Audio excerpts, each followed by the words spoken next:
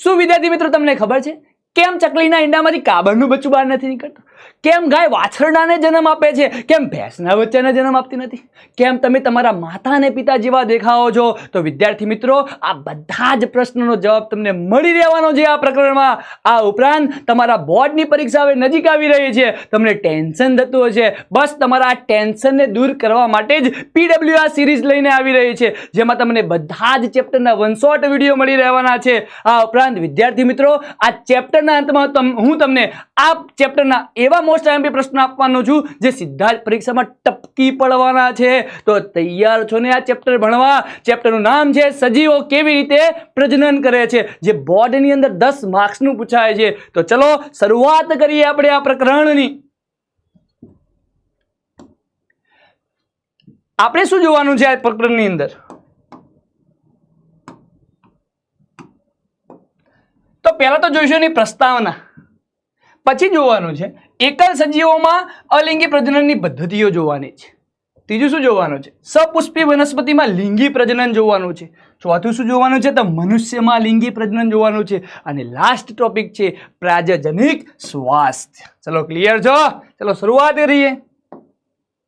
અરે સાંભળો, તમે હજુ સુધી જો PW ની એપ ડાઉનલોડ ન કરી હોય તો આજે પ્લે સ્ટોરમાં જઈને PW ગુજરાતીની એપ્લિકેશન ડાઉનલોડ કરી દો, જેમાં તમને મળી રહેવાના છે બધા જ 1 શોર્ટ વિડીયો ફ્રી. એકલા 1 શોર્ટ વિડીયો નહીં બેટા, આના સાથે તને DPP મળી રહેવાની છે ને ક્લાસ નોટ પણ મળી રહેવાની છે. તો આજે જ પ્લે સ્ટોરમાં જઈને PW એપ્લિકેશન ડાઉનલોડ કરો અને આજે જ તમારું રજીસ્ટ્રેશન કરો. ચલો ક્લિયર? હવે આપણે વાત કરીએ પ્રસ્તાવના. તો આ પ્રજનન કહેવાય કોને? કોને કહેવાય પ્રજનન? તો પ્રજનન એ એવી પ્રક્રિયા છે જેના દ્વારા સજીવો પોતાના જેવા જ બાળ સજીવનું નિર્માણ કરે છે. પોતાના જેવા જ. પોતાના જેવા જ એટલે શું? સાંભળો, બિલાડી એ એના બચ્ચાને જ જન્મ આપશે, મનુષ્ય એ એના જેવા બચ્ચાને જ ઉત્પન્ન કરશે. કોઈ બિલાડી કૂતરાના બચ્ચાને જન્મ નહીં આપે, કઈ હાથી ઘોડાના બચ્ચાને જન્મ નહીં આપે. તો એના જેવો જ સજીવ ઉત્પન્ન કરે છે. પ્રજનન એ એવી પ્રક્રિયા છે જેના દ્વારા સજીવ પોતાના જેવા જ નવા બાળ સજીવનું નિર્માણ કરે છે. ચલો ક્લિયર છે? આગળ જોઈએ. અન્ય જૈવિક ક્રિયાઓની તુલનામાં વ્યક્તિગત સજીવનું જીવન ટકાવી રાખવા માટે પ્રજનન ક્રિયા એ જરૂરી નથી. પ્રજનન ક્રિયા જરૂરી નથી. જૈવિક ક્રિયાઓ આપણે 5મા ચેપ્ટરમાં ભણ્યા છે કે એવી બધી જ ક્રિયાઓ જે સામૂહિક રૂપમાં જાળવણીનું કાર્ય કરે છે એને જૈવિક ક્રિયાઓ કહીએ છીએ. જો જૈવિક ક્રિયાઓ ન કરીએ તો આપણે મૃત્યુ પામીએ છીએ, બરાબર છે. પરંતુ પ્રજનન ક્રિયા એ જૈવિક ક્રિયા નથી. કોઈ કપલ એવું ડિસાઈડ કરી લે કે ભાઈ આપણે બાળક નથી જોઈતું, બરાબર છે, તો કોઈ એ મરી ન જાય, બરાબર છે. તો અન્ય જૈવિક ક્રિયાઓની તુલનામાં પ્રજનન એ જૈવિક ક્રિયા નથી. ચલો હવે આવા પ્રજનનનું શું મહત્વ? આપણે એમ કીધું કે ભાઈ પ્રજનન ના કરે તો મરી ના જાય, તો શા માટે બધા પ્રજનન કરે છે? પ્રજનનનું મહત્વ શું રહેલું છે? તો પ્રજનનનું પહેલું જ મહત્વ, કોઈ પણ જાતિ પોતાનું અસ્તિત્વ ટકાવી રાખવા માટે પ્રજનન કરે છે. માની લો કે એક ગામ છે, એની અંદર 1000 કે 2000ની વસ્તી રહેલી છે, બરાબર છે. હવે જે જન્મે છે એનું મૃત્યુ નિશ્ચિત છે બેટા, બરાબર છે. તો આ 1000ની વસ્તી એવું નક્કી કરી લે કે ભાઈ હવે આપણે પ્રજનન નથી કરવાનું, તો ધીમે ધીમે ધીમે એમની વસ્તી નાબૂદ થતી જશે. અંતે એનો શું થઈ જશે? લુપ્ત થઈ જશે જો પ્રજનન નહીં કરે, બરાબર છે. આ ઉપરાંત પ્રજનન દરમિયાન સર્જાતી ભિન્નતાઓ એ ઉચ્ચ વિકાસનો પાયો છે. પ્રજનન દરમિયાન વિવિધ ભિન્નતાઓ સર્જાય છે. ભિન્નતા એટલે શું? તો એક જ જાતિના સજીવના લક્ષણોમાં જોવા મળતા જુદાપણાને આપણે ભિન્નતા કહીએ છીએ. ક્લિયર છે? આગળ જોઈએ આપણે. શું સજીવો પૂર્ણરૂપે પોતાની પ્રતિકૃતિનું સર્જન કરે છે? શું સજીવો પૂર્ણરૂપે પોતાની પ્રતિકૃતિનું નિર્માણ કરે છે? ચલો જોઈએ ભાઈ. અહીંયા તમને આપેલું છે, બરાબર. સૈફ અલી ખાન છે, એનો સન છે. શું એને એના જેવો જ લાગે છે? શું આબેહૂબ એના જેવો લાગે છે? ના, એમને મળતો આવે છે. શાહરુખ ખાન SRK, એનો જે છોકરો છે એટલે કે એનો સન છે, એ એના જેવો જ દેખાય છે. એટલે આબેહૂબ તો નથી જ લાગતો, એના જેવો જ દેખાય. સારા અલી ખાન છે બેટા, એ એમના મધરને મળતો આવે છે, એમનો ચહેરો મળતો આવે છે, આબેહૂબ નથી લાગતા, બરાબર છે. તો આવું કેમ? તો આપણે જોઈએ. શું સજીવો પૂર્ણરૂપે પોતાની પ્રતિકૃતિનું સર્જન કરે છે? આપણે ધોરણ 9ની અંદર ભણીને આવ્યા છીએ કે ભાઈ જે આપણા કોષની અંદર કોષ કેન્દ્ર રહેલું હોય છે, આ કોષ કેન્દ્રની અંદર શું હોય છે? DNA હોય છે. DNA નું પૂરું નામ છે ડીઓક્સી રિબોન્યુક્લિક એસિડ. આ DNA શું કરે છે? તો ચોક્કસ લક્ષણોનું પિતૃ પેઢીમાંથી સંતતિની અંદર વહન કરે છે, બરાબર છે. અને ડીએનએના કાર્યકારી ટુકડાને આપણે જનીન તરીકે ઓળખીએ છીએ. તેમાં બધા જ લક્ષણોનું નિયમન હોય છે, બરાબર છે. તમારા આંખનો રંગ છે, તમારા વાળનો એટલે કે કરલી વાળ છે, બરાબર, તમારો ત્વચાનો રંગ છે, બરાબર છે. આંખનો રંગ કોઈની બ્લુ હોય તો કોઈની બ્લેક હોય, બ્લુ આઈસ, હિપ્નોટાઇઝ વાળું, બરાબર છે. તો આ બધું શાના કારણે હોય છે? તો આ ડીએનએના કારણે હોય છે. હવે સજીવો પ્રજનન કરે છે એ પહેલા ડીએનએની પ્રતિકૃતિ બનાવે છે. હવે ડીએનએની પ્રતિકૃતિ એટલે શું? તો કોપી બનાવી. તું નથી તો તારો ફોટો પણ ચાલશે, તારો ફોટો નથી તો ફોટો કોપી પણ ચાલશે. તો ડીએનએ એ શું બનાવે છે? પોતાની કોપી બનાવે છે, એટલે કે પ્રતિકૃતિ બનાવે છે, બરાબર. તો જોઈએ આ ડીએનએ આ કોષ કેન્દ્ર છે, આ કોષની અંદર કોષ કેન્દ્ર છે, એક ધાગા જેવું હોય, દોરડા જેવી રચના હોય છે, બરાબર છે. હવે શું કરશે? એ પોતાની પ્રતિકૃતિ બનાવશે, એટલે કે એક ડીએનએ ની અંદરથી બે ડીએનએ બનશે, એક અને બીજું, બરાબર છે. હવે આ બંને અલગ થઈ જશે.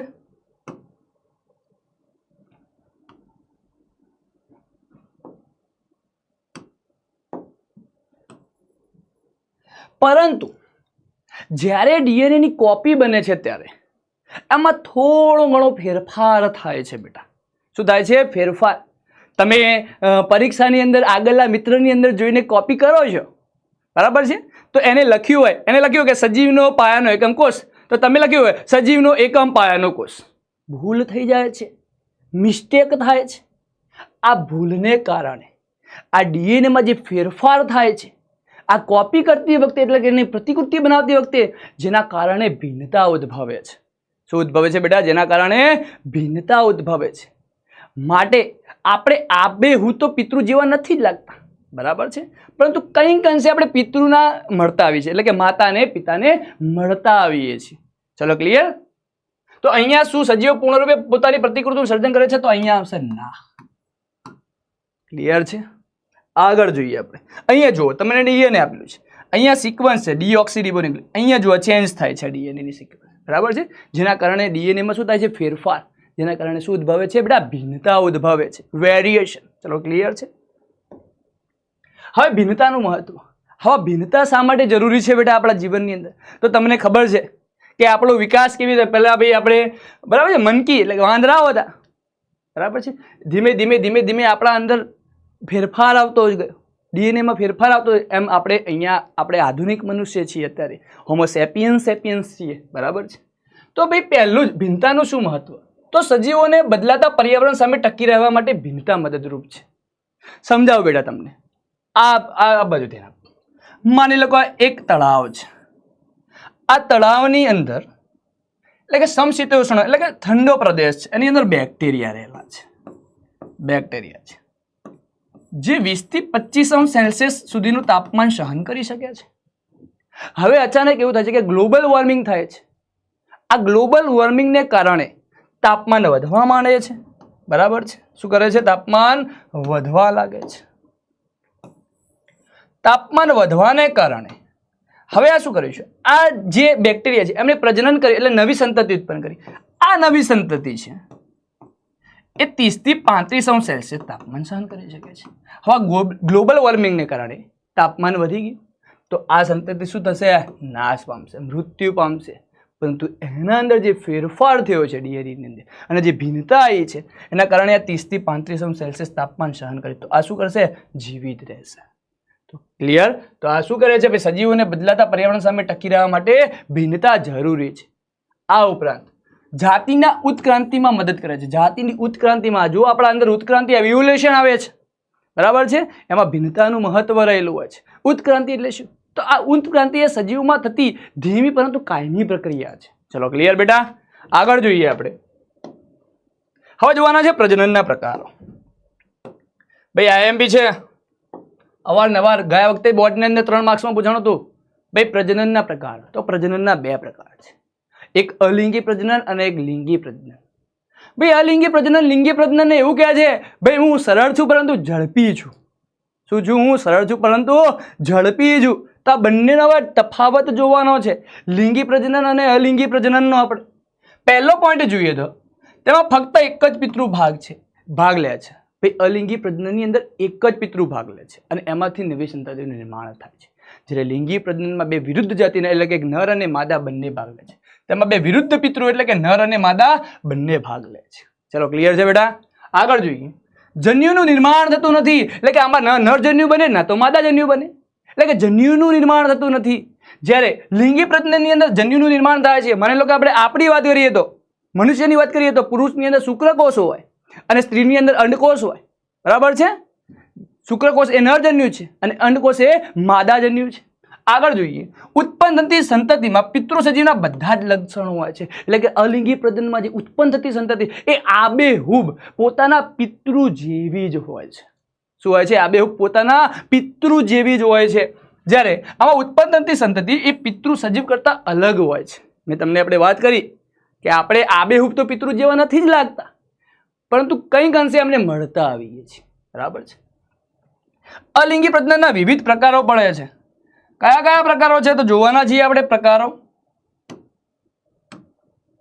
કયા કયા છે તો ભાજન, અવખંડન, પુનઃસર્જન, કલિકા સર્જન, બીજાણુ નિર્માણ અને વાનસ્પતિક પ્રજનન. આ વિવિધ અલિંગી પ્રજનનના પ્રકારો પડે છે. જ્યારે લિંગી પ્રજનનના કોઈ વિશિષ્ટ પ્રકારો પડતા નથી. બેટા અવારનવાર આ બોર્ડની અંદર આવેલો તફાવત પૂછાય છે ગયા વર્ષે જ, એટલે કે આપણે આ વર્ષે જ વાત કરીએ ભાઈ 2025ની અંદર જ બોર્ડની અંદર 3 માર્ક્સમાં પૂછવાનો હતો. ચલો ક્લિયર છે? આગળ જોઈએ.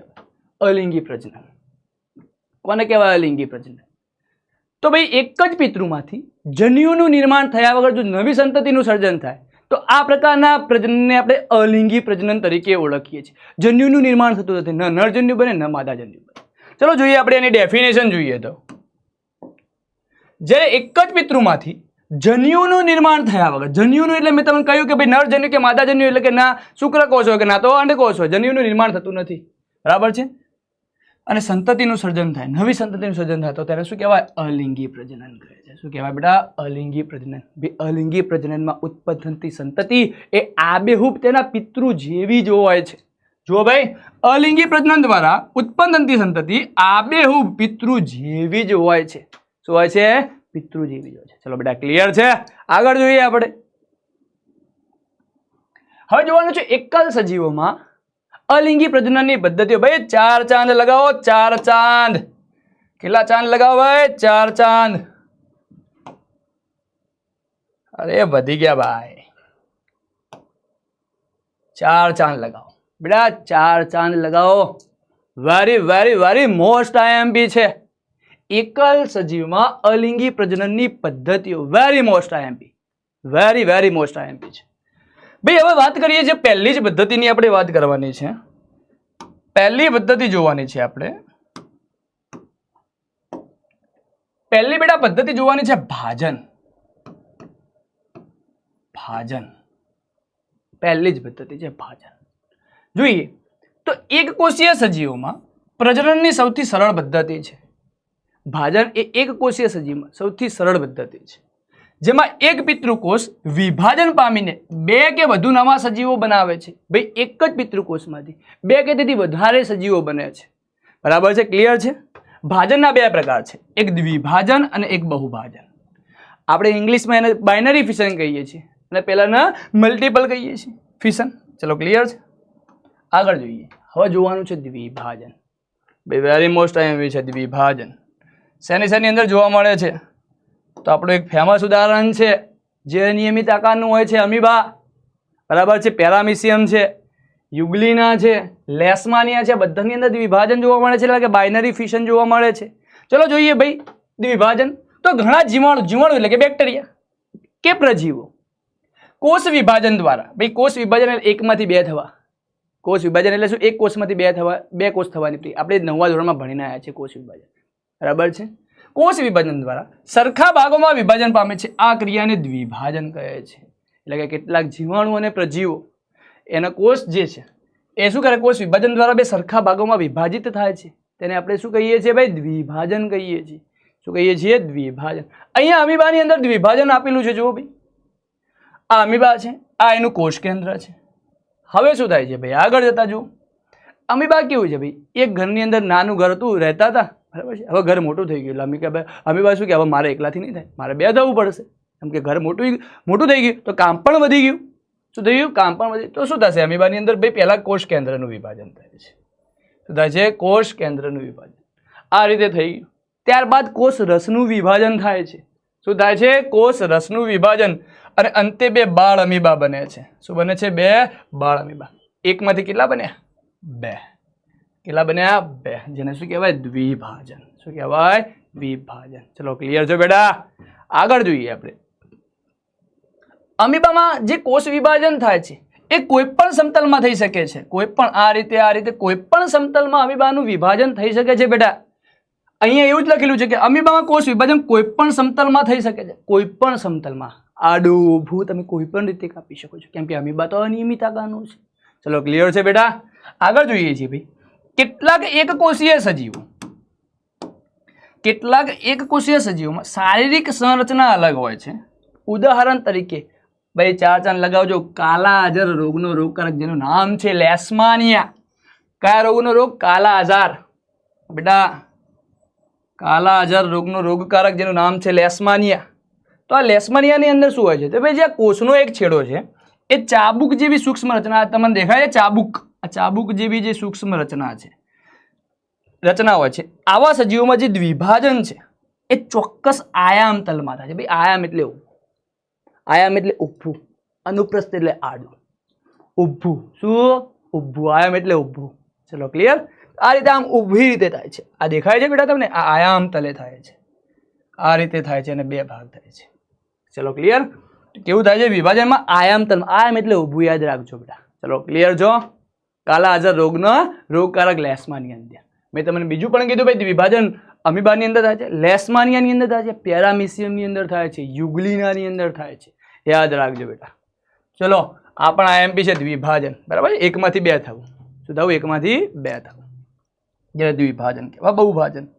ભાઈ બહુભાજન એ મેલેરિયાનો જે પરોપજીવી પ્લાઝ્મોડિયમ છે એ એક સાથે અનેક સંતતિઓ બનાવી જાય છે, જેને આપણે બહુભાજન તરીકે ઓળખીએ છીએ.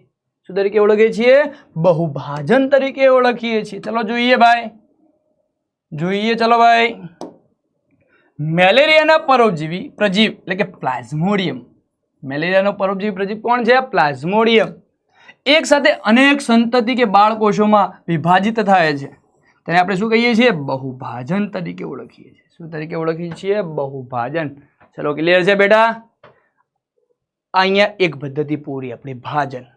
બીજી પદ્ધતિ જોવાની છે અવખંડન, ફ્રેગમેન્ટેશન. અવખંડન બે સ્પાયરોગાયરા, સ્પાયરોગાયરા લીલ અથવા તંતુમય લીલ. કેટલાક બહુકોષીય સજીવો ઉદાહરણ તરીકે સ્પાયરોગાયરા અને તંતુમય લીલ ભાઈ શું કરે છે? ભાઈ સામાન્ય વિકાસ પામીને નાના નાના ટુકડાઓમાં વિભાજિત થઈ જાય છે, ખંડિત થઈ જાય છે, અને આ ટુકડાઓ વૃદ્ધિ અને વિકાસ પામીને નવા સજીવ તરીકે વર્તે છે, અને આપણે અવખંડન તરીકે ઓળખીએ છીએ. કેટલાક બહુકોષીય સજીવો ઉદાહરણ તરીકે સ્પાયરોગાયરા અને તંતુમય લીલ સામાન્યતઃ વિકાસ પામીને નાના નાના ટુકડાઓમાં વિભાજિત થઈ જાય છે. જો બેટા નાના નાના ટુકડાઓમાં વિભાજિત થઈ જાય છે. આ ટુકડાઓ અથવા એને ખંડ પણ કહી શકાય. વૃદ્ધિ પામીને નવા સજીવમાં શું પામે છે? વિકાસ, જેને આપણે શું તરીકે ઓળખીએ છીએ? અવખંડન તરીકે ઓળખીએ છીએ. ચલો ક્લિયર છે કે ભાઈ જે સ્પાયરોગાયરા છે બરાબર છે એ વૃદ્ધિ પામે છે. શું પામે છે? વૃદ્ધિ. સામાન્ય રીતે વૃદ્ધિ પામીને નાના નાના ટુકડાઓમાં વિકાસ તૂટી જાય છે, અને આ ટુકડાઓ, આ જે ટુકડાઓ છે એ વૃદ્ધિ પામીને નવા સજીવમાં વિકાસ પામે છે, જેને આપણે શું કહીએ છીએ? અવખંડન તરીકે ઓળખીએ છીએ. ચલો ક્લિયર છે બેટા? આ બીજી પદ્ધતિ આઈએમપી છે. ત્રીજી જોવાની છે પુનઃસર્જન. પુનઃસર્જન, રીજનરેશન. ભાઈ પુનઃસર્જનની અંદર શું હોય છે? તો આ જે સજીવ શરીર છે, આ સજીવ શરીરના કેટલાક ટુકડાઓ થઈ જાય છે. અહીંયા જો તમને પ્લેનેરિયાનું ઉદાહરણ આપ્યું છે. આ સજીવ શરીરના ટુકડાઓ થઈ જાય છે. કેટલાક ટુકડાઓ. આ દરેક ટુકડાઓ એ પાછા વૃદ્ધિ પામીને સંપૂર્ણ સજીવ તરીકે વર્તે છે, જેને આપણે શું કહીએ છીએ? પુનઃજનન તરીકે અથવા પુનઃસર્જન તરીકે ઓળખીએ છીએ. આ રીતે તમને બેટા ખબર છે ગરોળીની અંદર ગરોળી કેવું હોય? તો ગરોળીની અંદર જ્યારે કોઈ પણ તમારે એના ઉપર કોઈ બીજા પ્રાણીઓ એટેક કરે છે, એટલે હુમલો કરે છે, એટલે ગરોળીની જ્યારે પૂંછડી પર હુમલો કરે ત્યારે ગરોળી પોતાની પૂંછડી છોડી મૂકે છે. થોડા સમય બાદ તમે જોશો તો ગરોળીની આ પૂંછડી ફરીથી આવે છે. તો બસ આ એક પુનર્જનનનું ઉદાહરણ છે. આમાં પણ પ્લેનેરિયામાં પણ એવું થાય છે. ચલો ક્લિયર છે. જોઈએ આપણે, જો પિતૃ શરીર તૂટીને કેટલાક ટુકડાઓ થઈ જાય છે, આ ટુકડાઓમાંથી કેટલાક વૃદ્ધિ પામીને નવા સજીવમાં વિકાસ પામે છે, જેને આપણે શું તરીકે પુનર્જનન તરીકે ઓળખીએ છીએ. ઉદાહરણ તરીકે જોઈએ તો હાઇડ્રા, બરાબર છે, અને પ્લેનેરિયા જેવા સરળ પ્રાણીઓને કેટલાક ટુકડાઓમાં વિભાજિત કરવામાં આવે છે, અને તો પ્રત્યેક ટુકડો વિકાસ પામીને સંપૂર્ણ સજીવમાં પરિણમે છે. આ વિકાસ પામીના ટુકડો એ સંપૂર્ણ સજીવમાં પરિણમે છે, જેને આપણે પુનર્જનન તરીકે ઓળખીએ છીએ અથવા પુનઃસર્જન તરીકે ઓળખીએ છીએ. હવે આમાં બીજા પણ ઉદાહરણ આવે છે. બીજું એક ઉદાહરણ તમને આપી દઉં. તારા માછલી. તારા માછલીમાં પણ પુનઃસર્જન અથવા પુનર્જનન જોવા મળે છે. તારા માછલીની અંદર સ્ટારફિશ કહીએ છીએ અને તારા માછલી કહીએ છીએ. ચલો ક્લિયર છે બેટા. તો આ છે અલિંગી પ્રજનનની ત્રીજી પદ્ધતિ પૂરી થાય છે. ચોથી પદ્ધતિ હવે આપણે જોવાની છે. અરે ભાઈ શું છે, જુઓ તો ખરી. એટલે સિંચેન મૂવી તમે જોયું? સિંચેન પેલી મમ્મી મારે એટલે માથા પર આમ કરીને આમ બહાર નીકળે ગાંઠજી. જુઓ આવું જ નીકળ્યું છે આ ભાઈને તાણ. જુઓ શરીરના કોઈ ભાગમાંથી એક ભાગ બહાર નીકળ્યો છે. ભાઈ આના ઉપરથી આપણે એક ભણવાનું, એક પદ્ધતિ બીજી ભણવાની છે જેનું નામ છે કલિકા સર્જન બડિંગ. કઈ પદ્ધતિ છે? કલિકા સર્જન ભણવાની છે. ચલો જોઈએ ભાઈ, કલિકા સર્જન બડિંગ. ભાઈ આમાં ભાઈ આ હિસ્ટ છે. આ હિસ્ટ એ એકકોષીય હોય બેટા. કેવું છે? હિસ્ટ ફૂગ છે એકકોષીય. જ્યારે આ હાઇડ્રા છે ને બહુકોષીય હોય. બહુકોષીય હોય. ચલો આપણે નામ નિર્દેશન કરી દઈએ. આ છે ને કહેવાય સૂત્રાંગો કહેવાય. આના છે જે છે આને સૂત્રાંગો કહેવાય. બરાબર છે. આ પિતૃ હાઇડ્રા છે. પિતૃ હાઇડ્રા.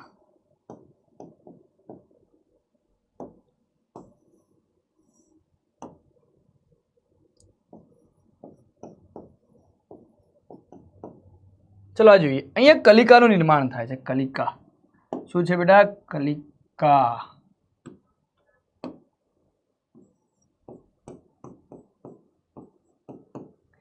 અહીંયા કલિકા વિકાસ પામે છે. શું પામે છે? કલિકા વિકાસ પામે છે. એટલે કે બાળ કલિકા કહી શકો. બાળ કલિકા. બાળ કલિકા શું થાય છે? બાળ કલિકા. આ બાળ કલિકા શું થાય છે? પિતૃ સજીવથી છૂટી પડે છે. શું પડે છે? પિતૃ સજીવથી છૂટી પડે છે. પિતૃ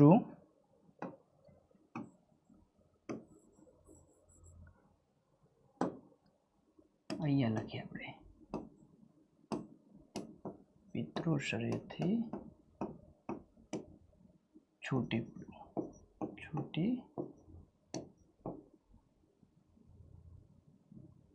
પડે છે. ચલો ક્લિયર.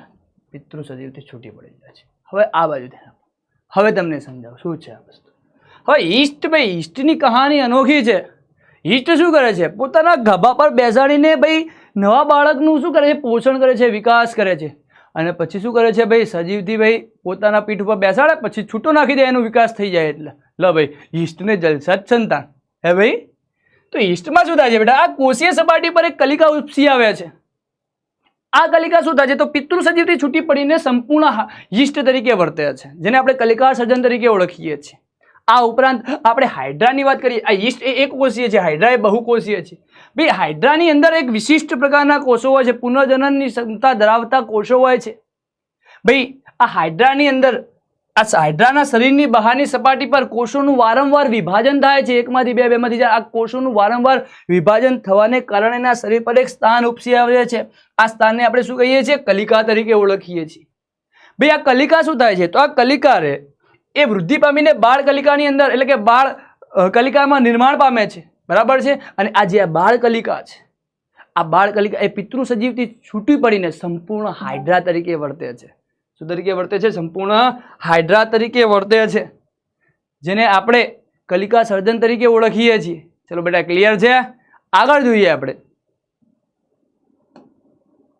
બીજાણુ નિર્માણ, સ્પોર ફોર્મેશન. બેટા તમને અહીંયા એક બીજું એક ઉદાહરણ સાથે સમજાવો બીજાણુ નિર્માણ. માની લો કે તમે એક બ્રેડનો ટુકડો છો, બ્રેડ કાઢી છે, એને બ્રેડ એને તમે પાણીમાં પલાળો છો અને 2 થી 3 દિવસ સુધી મૂકી રાખો છો, ત્યારે તમને અહીંયા સફેદ તાંતણા જેવી રચના, આમ જાળી જેવી રચના જોવા મળે છે. આ જાળી જેવી રચના બીજું કશું જ નહીં પરંતુ રાઇઝોપસ ફૂગ છે. શું છે? રાઇઝોપસ ફૂગ છે. ભાઈ આ કેવી રીતે થાય છે? પહેલા તો અહીંયા આપણે અહીંયા લખી દઈએ એનું, આને કહેવાય કવક તંતુ. કવક તંતુ આ જે છે એને કહીએ આપણે બીજાણુ ધાની. શું કહીએ છીએ? બીજાણુ ધાની. બીજાણુ ધાની. બીજાણુ ધાની. ચલો ક્લિયર છે બેટા? હવે વાત કરીએ આપણે રાઇઝોપસ ફૂગની વાત કરીએ. વનસ્પતિમાં જાડી રક્ષણાત્મક દિવાલથી આવૃત સૂક્ષ્મ ગોળાકાર પ્રજનન સંરચનાઓને આપણે શું કહીએ છીએ? બીજાણુ કહીએ છીએ. આયરા બીજાણુ. શું છે? બીજાણુ. શું છે? બીજાણુ. હવે આગળ જોઈએ. ઉદાહરણ તરીકે રાઇઝોપસ એ સરળ બહુકોષીય સજીવ છે. બીજું બેટા આપણે એક ઉદાહરણ લઈ શકીએ આમની અંદર મ્યુકર. મ્યુકર પણ લઈ શકો છો તમે એક ઉદાહરણ તરીકે. ભાઈ તેની તંતુ જેવી રચનાને આપણે શું કહીએ છીએ? કવક તંતુ કહીએ છીએ. ભાઈ જે પ્રજનનમાં ભાગ લેતા નથી, જે ભાગ લેતા નથી બેટા, કવક તંતુઓ પ્રજનનમાં ભાગ લેતા નથી. ચલો ક્લિયર છે? કવક તંતુના ઉર્ધ્વ એટલે ઉપરના ભાગમાં વિસ્તૃત ગોળાકાર ગુચ્છ જેવી સંરચના વિકાસ પામે છે, જેને બીજાણુ ધાની કહે છે. ઉર્ધ્વ એટલે ઉપર, યાદ રાખજો. આ કવક તંતુની ઉપર આ જે ગોળાકાર રચના જે છે, સંરચના વિકાસ પામે છે, આપણે શું કહીએ છીએ? બીજાણુ ધાની તરીકે ઓળખીએ છીએ. બરાબર છે? આ બીજાણુ ધાનીની અંદર શું હોય? તો બીજાણુ હોય. શું હોય? બીજાણુ હોય. ચલો ક્લિયર છે? બીજાણુ ધાનીમાં બીજાણુ ઉત્પન્ન થાય છે અને પરિપક્વ બને છે. બીજાણુ ધાનીની અંદર શું હોય? બીજાણુ હોય છે અને શું બને છે? પરિપક્વ બને છે. આગળ જોઈએ તો બીજાણુ ફરતે રહેલી જે જાડી દિવાલ છે, પ્રતિકૂળ એટલે કે એને પ્રતિકૂળ એટલે શું? તો તાપમાન વધારે હોય અથવા વરસાદ જેવી વાતાવરણ, બરાબર છે, એટલે એના અનુકૂળ સંજોગ ના હોય એને પ્રતિકૂળ કહેવાય. બરાબર છે? પ્રતિકૂળ પરિસ્થિતિમાં રક્ષણ કરે છે. શું કરે છે? રક્ષણ કરે છે. આગળ જોઈએ ભાઈ. હવે આ બધું ધ્યાન આપજો. હવે જ્યારે ફૂગને જે બીજાણુ છે એને ભેજવાળું વાતાવરણ મળશે, પોષણ મળશે, તો તું શું કરશે? સંપૂર્ણ પાછી રાઇઝોપસ ફૂગ બને છે. જુઓ આપણે જોઈએ. ભેજયુક્ત સપાટી અથવા પોષક દ્રવ્ય વગેરે અનુકૂળ સંજોગોમાં, એટલે કે એને હવે માફક આવ્યા ભાઈ, હા મને અનુકૂળ છે તો હવે હું ભાઈ બનીશ, પ્રાપ્ત થતા બીજાણુ અંકુરણ પામે છે અને અંતે રાઇઝોપસનો શું કરે છે? વિકાસ કરે છે. આ છે ભાઈ બીજાણુ નિર્માણ, સ્પોર ફોર્મેશન. શું કહેવાય? સ્પોર ફોર્મેશન તરીકે ઓળખવામાં આવે છે. બરાબર છે? રાઇઝોપસ ફૂગની અંદર. ચલો ક્લિયર છે બેટા? આગળ જોઈએ આપણે. નેક્સ્ટ જોઈએ હવે વેજીટેટિવ પ્રોપોગેશન, વાનસ્પતિક પ્રજનન. કોને કહેવાય બેટા? વાનસ્પતિક પ્રજનન. તો વાનસ્પતિક પ્રજનનની જો આપણે વ્યાખ્યા જોઈએ તો વનસ્પતિઓના મૂળ, પ્રકાર અને પર્ણો અનુકૂળ પરિસ્થિતિમાં, કેવી પરિસ્થિતિમાં? અનુકૂળ પરિસ્થિતિમાં વિકાસ પામી નવો છોડ ઉત્પન્ન કરે છે. શું ઉત્પન્ન કરે છે? નવો છોડ ઉત્પન્ન કરે છે. તેને આપણે શું કહીએ છીએ? વાનસ્પતિક પ્રજનન તરીકે ઓળખીએ છીએ. યાદ રાખજો, ઘણી વાર એમસીક્યુ પૂછાય છે ભાઈ વનસ્પતિનું મૂળ, પ્રકાંડ અને પર્ણો. કોણ ભાગ લે છે? વનસ્પતિના મૂળ, પ્રકાંડ અને પર્ણો અનુકૂળ પરિસ્થિતિમાં, બરાબર છે, વિકાસ પામીને નવો છોડ ઉત્પન્ન કરે છે. 2 પ્રકારના ભાઈ કુદરતી વનસ્પતિક પ્રજનન જોવાના, એટલે 2 પ્રકારના પ્રજનન જોવાના છે વનસ્પતિક. એક કુદરતી વનસ્પતિક અને એક કૃત્રિમ વનસ્પતિક પ્રજનન. એક કુદરતી છે, બીજું કૃત્રિમ છે. તમને નામ ઉપરથી જ ખબર પડી જાય છે. બરાબર છે? પહેલું જોવાનું છે કુદરતી. અરે બેટા તમને આ બધા આ જે ચેપ્ટર છે એની શોર્ટ નોટ્સ, બરાબર છે, ઇમ્પોર્ટન્ટ ક્વેશ્ચન પણ તમને મળી રહેવાના છે અમારી વોટ્સઅપ ચેનલમાં, જેની લિંક નીચે ડિસ્ક્રિપ્શનમાં આપેલી છે. તો રાહ શેની જુઓ છો? જોડાઓ જ અમારી વોટ્સઅપ ચેનલમાં. ચલો ક્લિયર છે? જુઓ ચલો આપણે એમસીક્યુ, હવે ચલો આગળ તો ભણી ગયા આપણી પદ્ધતિઓ. હવે એના ઉપરથી એક એમસીક્યુ છે કે નીચે આપેલામાંથી કયો એક સજીવ બીજાણુ નિર્માણ દ્વારા, શેના દ્વારા? બીજાણુ નિર્માણ દ્વારા પ્રજનન કરે છે. ભાઈ બીજાણુ નિર્માણ દ્વારા કોણ પ્રજનન કરે છે? અત્યારે જ ભણી ગયા આપણે. ચલો ભાઈ આન્સર આપો ફટાફટ. ચલો ભાઈ ફટાફટ આન્સર આપો આનો. ચલો ભાઈ ફટાફટ આન્સર આપો બેટા. કોણ આવશે? કોણ આવશે? બીજાણુ નિર્માણ. એક જ યાદ આવે આપણને. શું યાદ આવે? એક જ. શું યાદ આવે આપણને? એક જ, રાઇઝોપસ. શું હશે? રાઇઝોપસ. ચલો ક્લિયર છો બેટા? તો રાઇઝોપસ ની અંદર શું જોવા મળે છે? બીજાણુ નિર્માણ જોવા મળે છે. જોઈએ હવે કુદરતી વાનસ્પતિક પ્રજનન, નેચરલ વેજીટેટિવ પ્રોપોગેશન. એમાં મોસ્ટ આઈએમપી એક છે, બરાબર છે, કે ભાઈ પાનફૂટીમાં વાનસ્પતિક પ્રજનન સમજાવો. એની અંદર પાનફૂટીની અંદર વાનસ્પતિક પ્રજનન સમજાવો. હવે પાનફૂટીની અંદર વાનસ્પતિક પ્રજનન જોવાનું છે, પહેલું જોવાનું છે. તો ભાઈ આ પાનફૂટી છે. આ પાનફૂટીના પર્ણોની કિનારી પર એક અસ્થાયી કલિકા ઉત્પન્ન થાય છે. શું ઉત્પન્ન થાય છે? અસ્થાયી કલિકા ઉત્પન્ન થાય છે. આ જે પર્ણોની કિનારીમાં જે આ ખાંચ છે ને, આ ખાંચની અંદર અસ્થાયી કલિકા ઉત્પન્ન થાય છે, જે પિતૃ સજીવથી છૂટી પડીને બીજા અંકુરણ પામીને નવી સંતતિ ઉત્પન્ન કરે છે, નવો છોડ ઉત્પન્ન કરે છે, નવા છોડમાં વિકાસ પામે છે, જેને આપણે શું કહીએ છીએ? ભાઈ પાનફૂટીમાં વાનસ્પતિક પ્રજનન તરીકે ઓળખીએ છીએ. ચલો જોઈએ ભાઈ પાનફૂટીના પર્ણોની કિનારી પર આવેલી ખાંચમાં અસ્થાનિક કલિકાઓ ઉત્પન્ન થાય છે, જે જમીન પર ખરી પડે છે ત્યારે અંકુરણ પામીને નવા છોડમાં વિકાસ પામે છે. શું પામે છે? નવા છોડમાં વિકાસ પામે છે. બરાબર છે? અસ્થાનિક. ચલો ક્લિયર બેટા?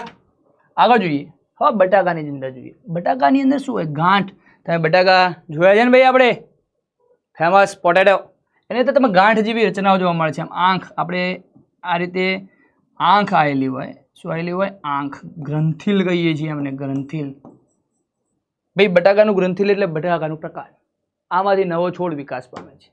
આ છે શક્કરિયું, સ્વીટ પોટેટો. શક્કરિયાની અંદર શું હોય? તો મૂળની અંદરથી નવો છોડ વિકાસ પામે છે. બટાકાની અંદર જે આંખ છે, ગ્રંથિલ છે, એમાંથી નવો છોડ વિકાસ પામે છે. જ્યારે આ શક્કરિયાની અંદરથી મૂળની અંદરથી નવો છોડ વિકાસ પામે છે. ખોરાક સંગ્રહી મૂળ હોય બેટા. શું હોય? ખોરાક સંગ્રહી મૂળ હોય. અને પાનફૂટીના પર્ણની ખાંચના અસ્થાનિક કલિકાઓ ઉત્પન્ન થાય છે, જે જમીન પર ખરી પડે છે અને અંકુરણ પામીને નવો છોડ ઉત્પન્ન કરે છે. આઈએમપી છે ભાઈ, આઈએમપી છે. શું છે? આઈએમપી છે. પાનફૂટીમાં વાનસ્પતિક પ્રજનન સમજાવો. આઈએમપી છે બેટા. શું છે? આઈએમપી છે. ચલો ક્લિયર છે? હવે જોઈએ આપણે કૃત્રિમ વાનસ્પતિક પ્રજનન. કૃત્રિમ વાનસ્પતિક પ્રજનનની આપણે 3 પદ્ધતિઓ છે: કલમ, દાબ કલમ અને આરોપણ. આ 3 જોવાનું છે. કલમ, દાબ કલમ અને આરોપણ. અહીંયા શું કહે છે ભાઈ? છોડ મને કાપી નાખો ગમે ત્યાંથી, હું નવો પાછો છોડ ઉત્પન્ન કરી દઈશ. કાપી નાખો ગમે ત્યાંથી, પ્રકારમાંથી કાપો, પણ હું નવો છોડ ઉત્પન્ન કરીશ મૂળમાંથી. તો ભાઈ કલમ જોવાની છે. પહેલી કલમ. વનસ્પતિના પ્રકાર કે, અરે બેટા,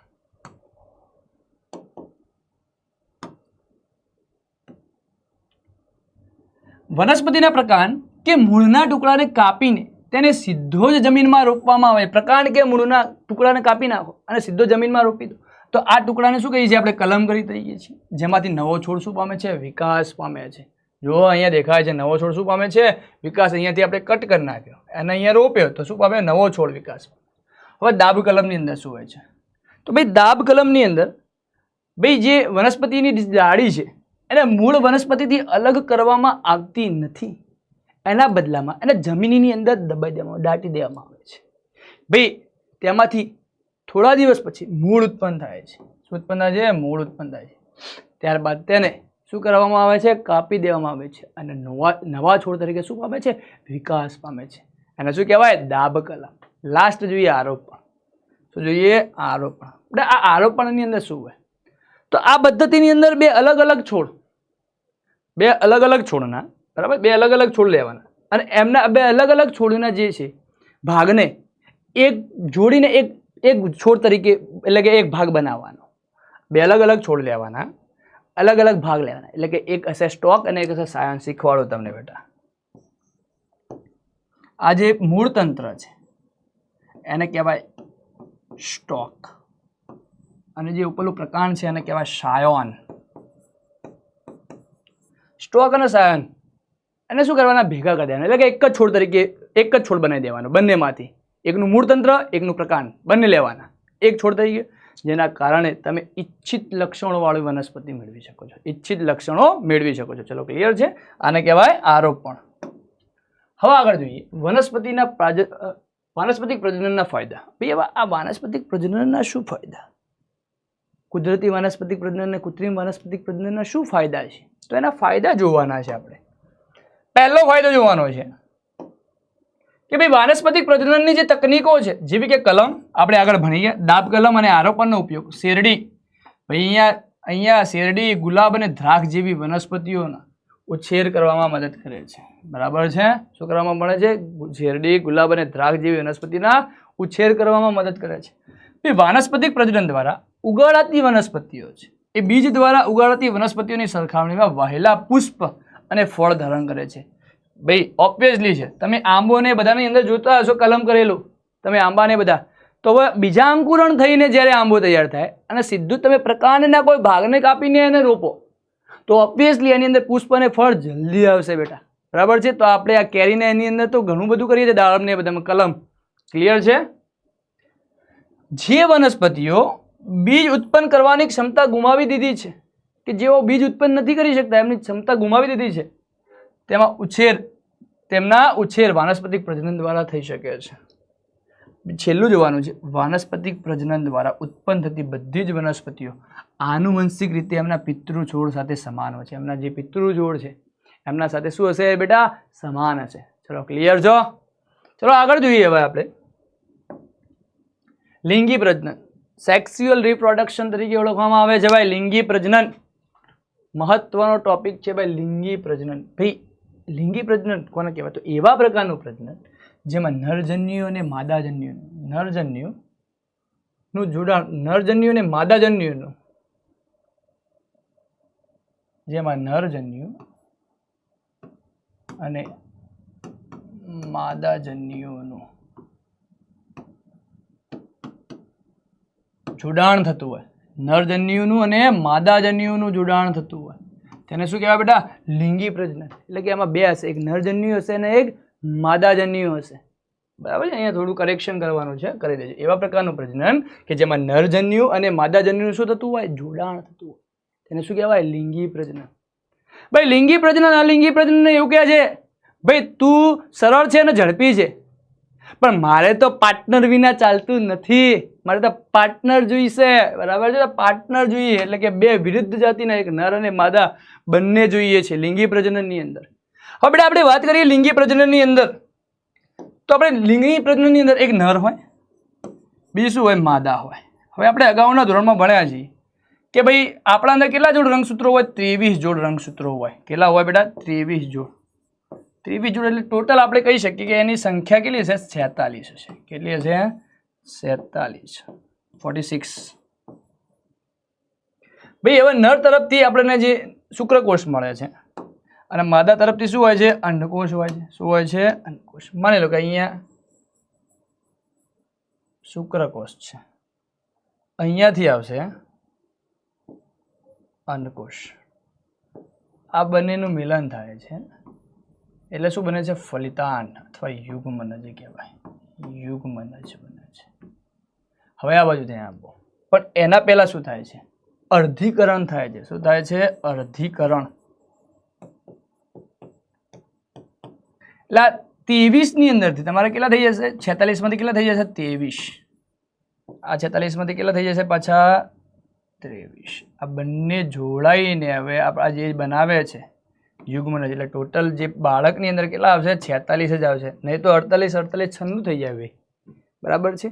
જુઓ હવે આની અંદર કેવું છે કે આ નરની અંદરથી 23 આયા રંગસૂત્રો, માદાની અંદરથી કેટલા આયા? 23 આયા. હવે બાળકની અંદર જે યુગ્મનજ છે એમાંથી શું બનશે? હવે બાળક બનશે. બાળક ઉમા કરશે બેટા, બાળક. બાળકનો જન્મ થાય છે. શું થાય છે? બાળકનો. બાળક. બાળકની અંદર કેટલા હશે બેટા? 23 જોડ જ, એટલે કે 46 રંગસૂત્રો જ હશે. બરાબર છે? હવે જુઓ અહીંયા પિતૃ તરફથી આવે છે અને માતા તરફથી આવે છે, માટે આપણા અંદર જે લક્ષણો છે એ પિતાના હશે અને માતાના બંનેના લક્ષણો હશે. બરાબર છે, ક્લિયર છે? કેવી રીતે હશે? તો મેં તમને કીધું કે ભાઈ 23 એટલે કે 46 હોય, આમાંથી શું થાય? એનું અર્ધીકરણ થાય. શું થાય છે? અર્ધીકરણ થાય છે. અર્ધીકરણને કારણે કેટલા થઈ જાય? અડધા 23 આમાં થઈ જાય, 23 આ થઈ જાય. આ બંને જોડાઈને શું બનાવે છે? એક યુગ્મનજ એટલે કે શુક્રકોષ અને અંડકોષ જોડાઈને શું બનાવે છે? યુગ્મનજ બનાવે છે. ચલો ક્લિયર છે? અને યુગ્મનજની અંદર માંથી શું બને છે? બાળક બનશે. તો કેટલા છે? એની અંદર 46 હશે. માટે આપણા અંદર જે લક્ષણો છે, આપણા અંદર જે લક્ષણો છે થોડા માતાના હશે, થોડા પિતાના હશે. ચલો બેટા ક્લિયર છે? આગળ જોઈએ આપણે પ્રજનન કોષોના પ્રકાર. પ્રજનન કોષના બે પ્રકાર આપણે જોવાના છે, એક શુક્રકોષ અને એક અંડકોષ. શું હોય છે? એક શુક્રકોષ અને આ શુક્રકોષ છે બેટા. બરાબર છે? હવે આગળ અહીંયા જોવાનું છે કે શુક્રકોષની અંદર આ શુક્રકોષ લઉં છું હું, માની લો કે આ શુક્રકોષ છે. તો શુક્રકોષની અંદર શું હોય છે? તો એના પ્રચલન કરવા માટે પૂંછડી હોય, પૂંછડી. શું હોય એની? પૂંછડી. અને બીજું એની અંદર આની અંદર ડીએનએ હોય, એટલે કે જનીનિક દ્રવ્ય હોય. શું હોય? જનીનિક દ્રવ્ય. જનીનિક દ્રવ્ય હોય છે. શું હોય છે? જનીનિક દ્રવ્ય હોય છે. અવારનવાર પૂછાતું હોય છે. ચલો ક્લિયર છે? આ અંડકોષ છે. શું છે? અંડકોષ છે. ભાઈ હવે જે શુક્રકોષ વિશે આપણે જોવાનું છે કે શુક્રકોષ તે કદમાં નાના હોય છે અને પ્રચલનશીલ હોય છે. આ પૂંછડી એમને પ્રચલનમાં મદદ કરે છે, હલનચલનમાં મદદ કરે છે. ત્યારે જ્યારે માદાજન્યુની વાત કરીએ તે કદમાં મોટા હોય છે અને પોષક દ્રવ્યો સભર હોય છે. ક્લિયર છે? આપણે એને શું કહીએ છીએ? શુક્રકોષ કહીએ છીએ. અને શું કહીએ છીએ? અંડકોષ. એટલે કે જે નરજન્યુ છે એને શુક્રકોષ અને માદાજન્યુ છે તેને શું કહીએ છીએ? અંડકોષ તરીકે ઓળખીએ છીએ. ચલો ક્લિયર છે બેટા? આગળ જોઈએ સપુષ્પી વનસ્પતિઓમાં લિંગી પ્રજનન. ભાઈ અવારનવાર વનસ્પતિના પુષ્પની આયામછેદની આકૃતિ દોરવાની પૂછાય છે. આયામછેદની આકૃતિ છે. આની અંદર તમે જોઈ શકો છો બેટા, પુષ્પની અંદર. બરાબર છે? હવે પુષ્પનું પ્રજનન અંગ કયું? સોરી, વનસ્પતિનું પ્રજનન અંગ કયું? વનસ્પતિનું પ્રજનન અંગ કયું? તો પુષ્પ. શું છે? પુષ્પ. આ પુષ્પની આયામછેદની આકૃતિ અવારનવાર પૂછાય છે એક્ઝામની અંદર. ક્લિયર છો? હવે પુષ્પના ભાગો આપણે જોઈએ તો મેઇન 4 ભાગો જોવાના છે. એક દલપત્ર છે, વજ્રપત્ર છે, પુકેસર છે અને સ્ત્રીકેસર છે. બટ આપણે અગાઉના ધોરણની અંદર ભણીને આવ્યા છીએ કે આ જે દલપત્ર છે એ રંગબેરંગી રંગનું હોય છે, જે કીટકોને આકર્ષવાનું કાર્ય કરે છે, પરાગનયનની ક્રિયામાં મદદ કરે છે. વજ્રપત્ર શું કરે? તો પુષ્પની કલિકા અવસ્થામાં પુષ્પનું શું કરે છે? રક્ષણ કરે છે. આ સહાયક ચક્રો હતા. હવે લિંગી ચક્રોની જે વાત, લિંગી અંગોની વાત કરીએ એટલે કે પુંકેસર અને સ્ત્રીકેસર છે. બરાબર છે? શું છે? પુંકેસર અને સ્ત્રીકેસર. તો 4 છે, એક વજ્રપત્ર, દલપત્ર, પુંકેસર અને સ્ત્રીકેસર. પુષ્પના ભાગો છે. ચલો ક્લિયર છે? આગળ જોઈએ આપણે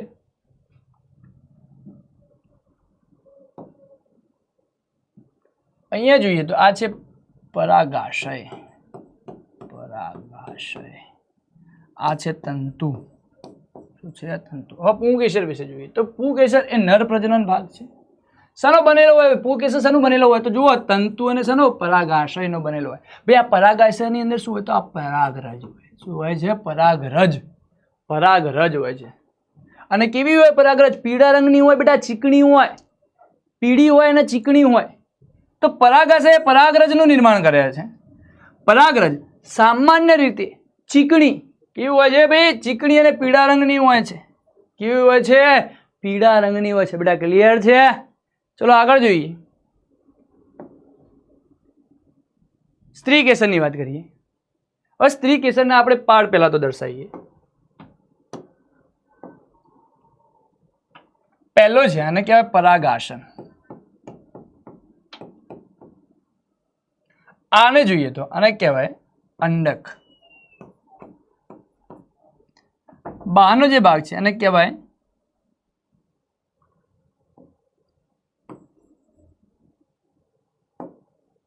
અંડાશય.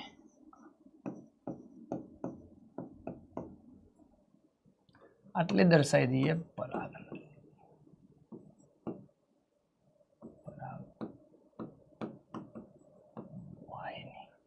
પરાગ. ચલો આગળ જોઈએ. આગળ જોઈએ તે માદા પ્રજનન ભાગ છે. તે પુષ્પના મધ્ય ભાગમાં ગોઠવાયેલા છે. પુષ્પના કયા ભાગમાં ગોઠવાયેલો છે? મધ્ય ભાગમાં ગોઠવાયેલો. તે 3 ભાગો ધરાવે છે. એક અંડાશય, ભાઈ અંડાશયને બીજું બીજાશય પણ તરીકે ઓળખવામાં આવે છે. અંડાશયને બીજાશય તરીકે પણ ઓળખવામાં આવે છે. અંડાશયને બીજાશય તરીકે પણ ઓળખવામાં તલસ્થ એટલે નીચેલો ફૂલેલો ભાગ હોય, નીચેલો ફૂલેલો ભાગ હોય. તલસ્થ એટલે નીચેલો ફૂલેલો ભાગ. પરાગવાહિની, પરાગવાહિનીની જો વાત કરીએ તો મધ્યમાં મધ્યમાં એટલે લંબાયેલી હશે બેટા. મધ્યમાં લાંબી નલિકા જેવી રચના હોય છે. પરાગાસન જે પુષ્પ જે માદા પ્રજનન અંગ છે એટલે કે સ્ત્રી કેસ છે એનો સૌથી ઉપરનો ભાગ અગ્રભાગ આવેલ રચના છે જે સામાન્ય રીતે કેવું હોય છે? ચીકણું હોય છે, જેથી પરાગરજ ચોંટેલી રીતે. બરાબર છે. અંડાશયમાં, અંડાશયને બીજું બેટા બીજાશય પણ કહેવાય. આયર્યું અંડાશય દેખાય છે તમને? એની અંદર અંડક અથવા બીજાંડ હોય. અંડક કે બીજાંડ હોય છે અને પ્રત્યેક અંડક કે બીજાંડમાં એક અંડકોષ હોય છે. એક અંડકોષ હોય છે. શું હોય છે? અંડકોષ હોય છે. ચલો ક્લિયર છે? શું હોય છે? અંડકોષ હોય છે. આથી સ્ત્રી કેસરની વાત. આગળ જઈએ. પ્રજનન ભાગોના આધારે પુષ્પના પ્રકાર. હવે પ્રજનન ભાગોને આધારે પુષ્પના બે પ્રકાર છે. એક એકલિંગી પુષ્પ અને એક ઉભયલિંગી પુષ્પ. એકલિંગી પુષ્પ એટલે શું? તો જે પુષ્પની અંદર કાં તો સ્ત્રી કેસર હોય કાં તો શું હોય? પુંકેસર. બંનેમાંથી કોઈ એક જ હાજર હોય તો એને એકલિંગી પુષ્પ કહેવાય છે. જ્યારે ઉભયલિંગી પુષ્પ તો દ્વિલિંગી પુષ્પ કોને કહેવાય? જે પુષ્પની અંદર પુંકેસર પણ હોય અને સ્ત્રી કેસર પણ હોય, આ બંને જ રહેલા હોય તેને શું કહેવાય? આપણે ઉભયલિંગી પુષ્પ તરીકે ઓળખીએ. ચલો જોઈએ ભાઈ, જોઈએ. જ્યારે પુષ્પમાં પુંકેસર અથવા સ્ત્રી કેસર બંનેમાંથી કોઈ એક હાજર હોય તો તેવા પુષ્પને શું કહેવાય? એકલિંગી પુષ્પ તરીકે ઓળખવામાં આવે છે. ચલો ક્લિયર છે બેટા? પપૈયું અને તરબૂચ. પપૈયું અને તરબૂચ જ્યારે ઉભયલિંગી પુષ્પ અથવા દ્વિલિંગી પણ તરીકે કહેવામાં આવે છે. જ્યારે પુષ્પમાં પુંકેસર તેમજ સ્ત્રી કેસર બંને આવેલા હોય તો તેવા પુષ્પને ઉભયલિંગી પુષ્પ અથવા દ્વિલિંગી પુષ્પ કહેવાય છે. ભાઈ જાસૂદ ફેમસ એક ઉદાહરણ છે. જાસૂદ, રાઈ અને ધતુરો. જાસૂદ, રાઈ અને ધતુરો જે દ્વિલિંગી અથવા ઉભયલિંગી ઉભયલિંગી પુષ્પના ભાગો છે. તો આ પ્રજનનના આધારે પુષ્પના પ્રકાર થઈ ગયા. ચલો આગળ જોઈએ તો આપણે સપુષ્પી વનસ્પતિમાં લિંગી પ્રજનન. સપુષ્પી વનસ્પતિમાં લિંગી પ્રજનન જોવાનું છે બેટા. તો પહેલું જ છે, જેમ આપણા અંદર જે ફલનની ક્રિયા થાય છે અને ફલિતાંડ બને છે એ રીતે આની અંદર પરાગનયનની ક્રિયા થાય છે. શું થાય છે ભાઈ? પુષ્પની એટલે કે વનસ્પતિની અંદર પરાગનયનની ક્રિયા થાય. પુંકેસરની પરાગરજ એ સ્ત્રી કેસરના પરાગાસન પર સ્થાપિત થવાની ક્રિયાને પરાગનયન તરીકે ઓળખીએ છીએ. જોઈએ આપણે, પુંકેસરની પરાગરજ એ સ્ત્રી કેસરના પરાગાસન પર સ્થાપિત થવાની ક્રિયાને પરાગનયન તરીકે ઓળખવામાં આવે છે. ભાઈ પરાગનયનના બે પ્રકાર છે, એક સ્વપરાગનયન અને એક પરપરાગનયન. ભાઈ સ્વપરાગનયન અને પરપરાગનયન જોઈએ તો ભાઈ સ્વપરાગનયન એટલે શું? માનો કે બાજુવાળાને આપણે મેરેજમાં આપણે જમવા જવાનું છે, પરંતુ તમને કંટાળ આવે કે કોણ જાય ભાઈ, આળસ આવી જાય ભાઈ. એ રીતે જ છે જ્યાં સ્વપરાગનયન છે. અને પુંકેસર અને સ્ત્રી કેસર બંને, પુંકેસર એવું વિચારે છે કે ભાઈ એવા પરાગરજને લઈ જવા માટે ક્યાં મધમાખી આવશે અને ક્યારે પવન આવશે, એમ કરે ઘરમાં ને ઘરમાં જે છે સ્ત્રી, બરાબર, એના સાથે જ મેરેજ કરી લઈએ. બરાબર છે? જફા જ જાય ભાઈ. શું જાય? જફા જ જાય. તો ભાઈ સ્વપરાગનયન કોની વાત થાય? જો પરાગરજનું સ્થળાંતરણ તે જ પુષ્પ પરાગાસન પર થાય. જો પરાગરજનું સ્થળાંતરણ તે જ પુષ્પના પરાગાસન ઉપર થાય તો તેને શું કહેવાય? સ્વપરાગનયન.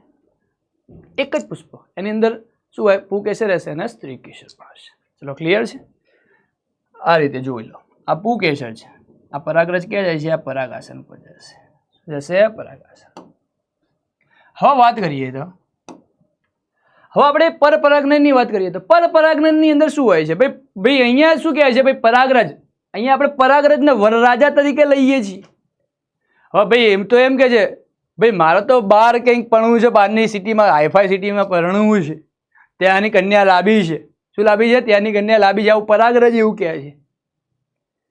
તો પરાગરજ પાછું શું કહે ખબર છે? હું ભાઈ બહારની સિટીમાં પરણવા એમને એમ નહીં જાઉં. હું કાં તો મધમાખીના VIP ફ્લાઇટમાં જઈશ, કાં તો પવનની બુલેટ ટ્રેનમાં જઈશ. શું જઈશ? પવનની બુલેટ ટ્રેનમાં જઈશ. એમને પરણવા નહીં જવું ભાઈ, એમને પરણવા જઈશ નહીં. તો ભાઈ અહીંયા જુઓ, એક જ પુષ્પની પરાગરજ એ બીજા પુષ્પના પરાગાસન પર સ્થાપિત થાય છે, એટલે કે સ્થળાંતરિત થાય છે. તેને આપણે પરપરાગનયન કહીએ છીએ. એક પુષ્પની પરાગરજ એ બીજા પુષ્પના પરાગાસન પર સ્થળાંતરિત થાય છે, તેને શું કહેવાય? પરપરાગનયન. શું કહેવાય છે? પરપરાગનયન. ચલો ક્લિયર. સ્વપરાગનયન એટલે એક જ પુષ્પનું પુકેસર અને એ જ જે પુષ્પ એના સ્ત્રી કેસર પર પરાગરજ સ્થળાંતરિત થાય છે.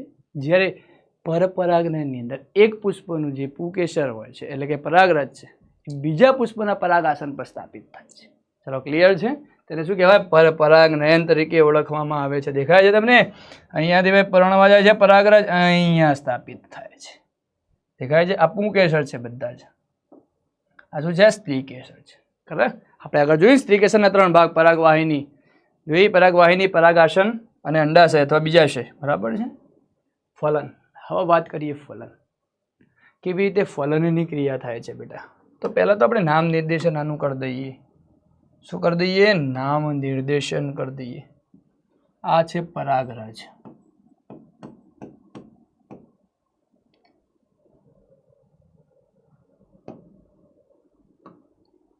આ છે પરાગાસન, આ છે પરાગવાહિની,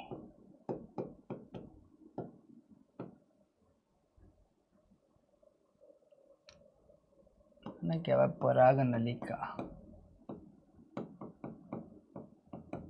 અને કહેવાય નરજન્યુ. શું કહેવાય? નરજન્યુ. આને કહેવાય અંડાશય અથવા બીજાશય. એની અંદર હોય અંડક અથવા બીજાંડ. આ છે માદાજન્યુ. શું છે? માદાજન્યુ. નામ નિર્દેશન થઈ ગયું. હવે શું થાય છે તમને ખબર છે? પરાગનયન એટલે શું? પુકેસરની પરાગરજ સ્ત્રી કેસરના પરાગાસન પર સ્થાપિત થવાની ક્રિયાને પરાગનયન કહે છે.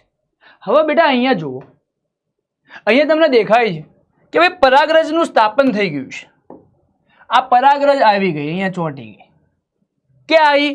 તો સ્ત્રી કેસરના પરાગાસન ઉપર. ક્યાં આવી? સ્ત્રી કેસરના પરાગાસન. હવે શું થશે? આ પરાગરજનું અંકુરણ થશે. અંકુરણ થઈને એક નલિકા નીકળે છે જેને પરાગનલિકા તરીકે ઓળખવામાં આવે છે. આ પરાગનલિકા એ પરાગવાહિનીમાંથી પસાર થઈ અને ક્યાં સુધી પહોંચશે? ભાઈ અંડક સુધી પહોંચે છે. ક્યાં સુધી પહોંચે છે? અંડક સુધી પહોંચે છે. હવે ભાઈ પરાગરજની અંદર તો શું હતું? નરજન્યુ હતા. જોવા આવ્યા નરજન્યુ. આ દેખાય છે તમને નરજન્યુ. શું દેખાય છે? નરજન્યુ આવ્યા. નરજન્યુ. આ નરજન્યુ માની લો કે આ નરજન્યુ છે. આ નરજન્યુ શું થશે? તો ભાઈ પરાગવાહિનીની અંદર જે પરાગનલિકા છે ત્યાંથી ક્યાં સુધી પહોંચશે? તો ભાઈ અંડકમાં રહેલા માદાજન્યુ સુધી પહોંચે છે. ભાઈ અહીંયા નરજન્યુ અને માદાજન્યુનું જોડાણ થાય છે જેને આપણે ફલન તરીકે ઓળખીએ છીએ. શું તરીકે ઓળખીએ છીએ? ફલન તરીકે. અને ફલનને પરિણામે તમને ખબર છે શું બને છે? ફલિતાંડ બને છે. શું બને છે? ફલિતાંડ બને છે. બેટા ક્લિયર છે? આખી પ્રોસેસ તમને અહીંયા લખેલી છે, બતાવી દો. શું થાય છે? પ્રથમ પરાગનયનની ક્રિયા દ્વારા પરાગરજ ક્યાં? એ પરાગાસન ઉપર. તો જુઓ, પહેલું પરાગરજ એ પરાગાસન પર સ્થાપિત થાય છે. આગળ જોઈએ તો પરાગરજ શું પામે છે? અંકુરણ પામી અને શેનું નિર્માણ કરે છે? પરાગનલિકાનું નિર્માણ કરે છે. શેનું નિર્માણ કરે છે? પરાગનલિકાનું નિર્માણ કરે છે. પરાગનલિકા એ પરાગવાહિનીમાં લંબાઈને ક્યાં સુધી પહોંચે છે? અંડક સુધી પહોંચે છે. ક્યાં સુધી પહોંચે છે? અંડક સુધી પહોંચે છે. બેટા પરાગરજ દ્વારા ઉત્પન્ન થતો નરજન્યુ કે પુજન્યુ પરાગનલિકામાં પસાર થઈ અંડકમાં હાજર રહેલ માદાજન્યુ એટલે કે અંડકોષ સાથે જોડાય છે. કોના સાથે જોડાય છે? અંડકોષ સાથે જોડાય છે. અંડકોષ સાથે જોડાય છે એટલે તમે નરજન્યુ ને માદાજન્યુ શું થયું? મિલન. તો ફલનની પ્રક્રિયાને પરિણામે શું થાય છે? પછી જન્યુના જોડાણને શું કહેવાય છે? ફલન. ફલનની પ્રક્રિયાને પરિણામે શું બને છે બેટા? ફલિતાંડ અથવા એને શું કહેવાય? યુગ્મનજ. શું કહેવાય? યુગ્મનજ તરીકે ઓળખવામાં આવે છે. આ ફલિતાંડ નવા છોડમાં વિકાસ પામવાની ક્ષમતા ધરાવે છે. આ ફલિતાંડ એ નવા છોડમાં વિકાસ પામવાની ક્ષમતા ધરાવે છે. હવે વાત કરીએ આગળ.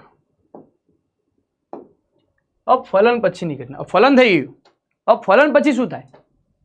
યાદ રાખો બેટા કે જ્યારે ફલન થાય છે ત્યારે દલપત્રો છે, વજ્રપત્રો છે, આ બધા ખરી પડે છે. શું કરે છે? ખરી પડે છે. ચલો ક્લિયર છે? અહીંયા લખેલું નથી પણ તમને હું કહું છું કે ખરી પડે છે.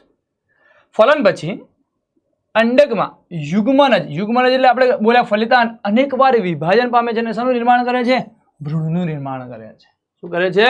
ભ્રૂણનું નિર્માણ કરે છે. કે અંડકમાં કોણ? યુગ્મનજ. બરાબર છે. હવે શું થશે? તો અંડકની ફરતે સખત આવરણ વિકાસ પામે છે અને અંડક ક્રમશઃ બીજમાં પરિવર્તિત થાય છે. કોણ પરિવર્તન થયું બેટા? અંડક. શેમાં પરિવર્તન થયું? બીજમાં. શેમાં પરિવર્તન થાય છે? બીજમાં પરિવર્તન થાય છે. કોનું? અંડકનું. બીજમાં ભાવિ વનસ્પતિ અથવા ભ્રૂણ હોય છે. શું હોય છે બેટા? ભ્રૂણ. આ જે યુગ્મન જે ફલિતાંડ છે એમાંથી શું બને છે? તો ભ્રૂણ બને છે. ફલિતાંડમાંથી શું બને છે? ભ્રૂણ બને છે. બરાબર છે. તે અનુકૂળ પરિસ્થિતિમાં નવા છોડ તરીકે વિકાસ પામે છે. આ ક્રિયાને બીજા અંકુરણ કહે છે. શું કહે છે? બીજા અંકુરણ થાય છે. ચલો ક્લિયર? હવે અંડાશય અથવા બીજાશય ઝડપથી વૃદ્ધિ પામીને ફળમાં રૂપાંતરિત થાય છે. તો બીજું અહીંયા છે કે જે અંડાશય છે, અંડાશય છે એ શેમાં રૂપાંતર થાય છે ભાઈ? ફળમાં રૂપાંતર થાય છે. અવારનવાર MCQમાં પૂછાય છે, અવારનવાર MCQમાં પૂછાય છે ભાઈ. MCQમાં અંડકમાંથી બીજ, અંડાશયમાંથી ફળ. જોઈએ આપણે આગળ. તમારા માટે હું મૂકેલું જ છે. આ રીતે શું થાય છે ભાઈ? જુઓ અહીંયા કે ભાઈ આ પુંકેસર છે, એનું પરાગાશય છે, એમાંથી શું આવ્યું બેટા? પરાગરજ. કઈ ક્રિયા થાય છે? પરાગનયન. અહીંયા સ્થાપિત થાય છે, પરાગરજનું અંકુરણ થાય છે, બંનેનું ફલન થાય છે. આ પછીની બધી જ જે ઘટનાઓ છે એટલે અંડાશયમાંથી શું બને છે? ફળ બને છે. બરાબર છે. ફલન પછી અંડકમાંથી બીજ બને છે. બેટા મેં તમને આગળ સમજાવ્યું. અંડકમાંથી બીજ, અંડાશયમાંથી ફળ અને યુગ્મનજમાંથી શું બને છે? ભ્રૂણ બને છે. શું બને છે?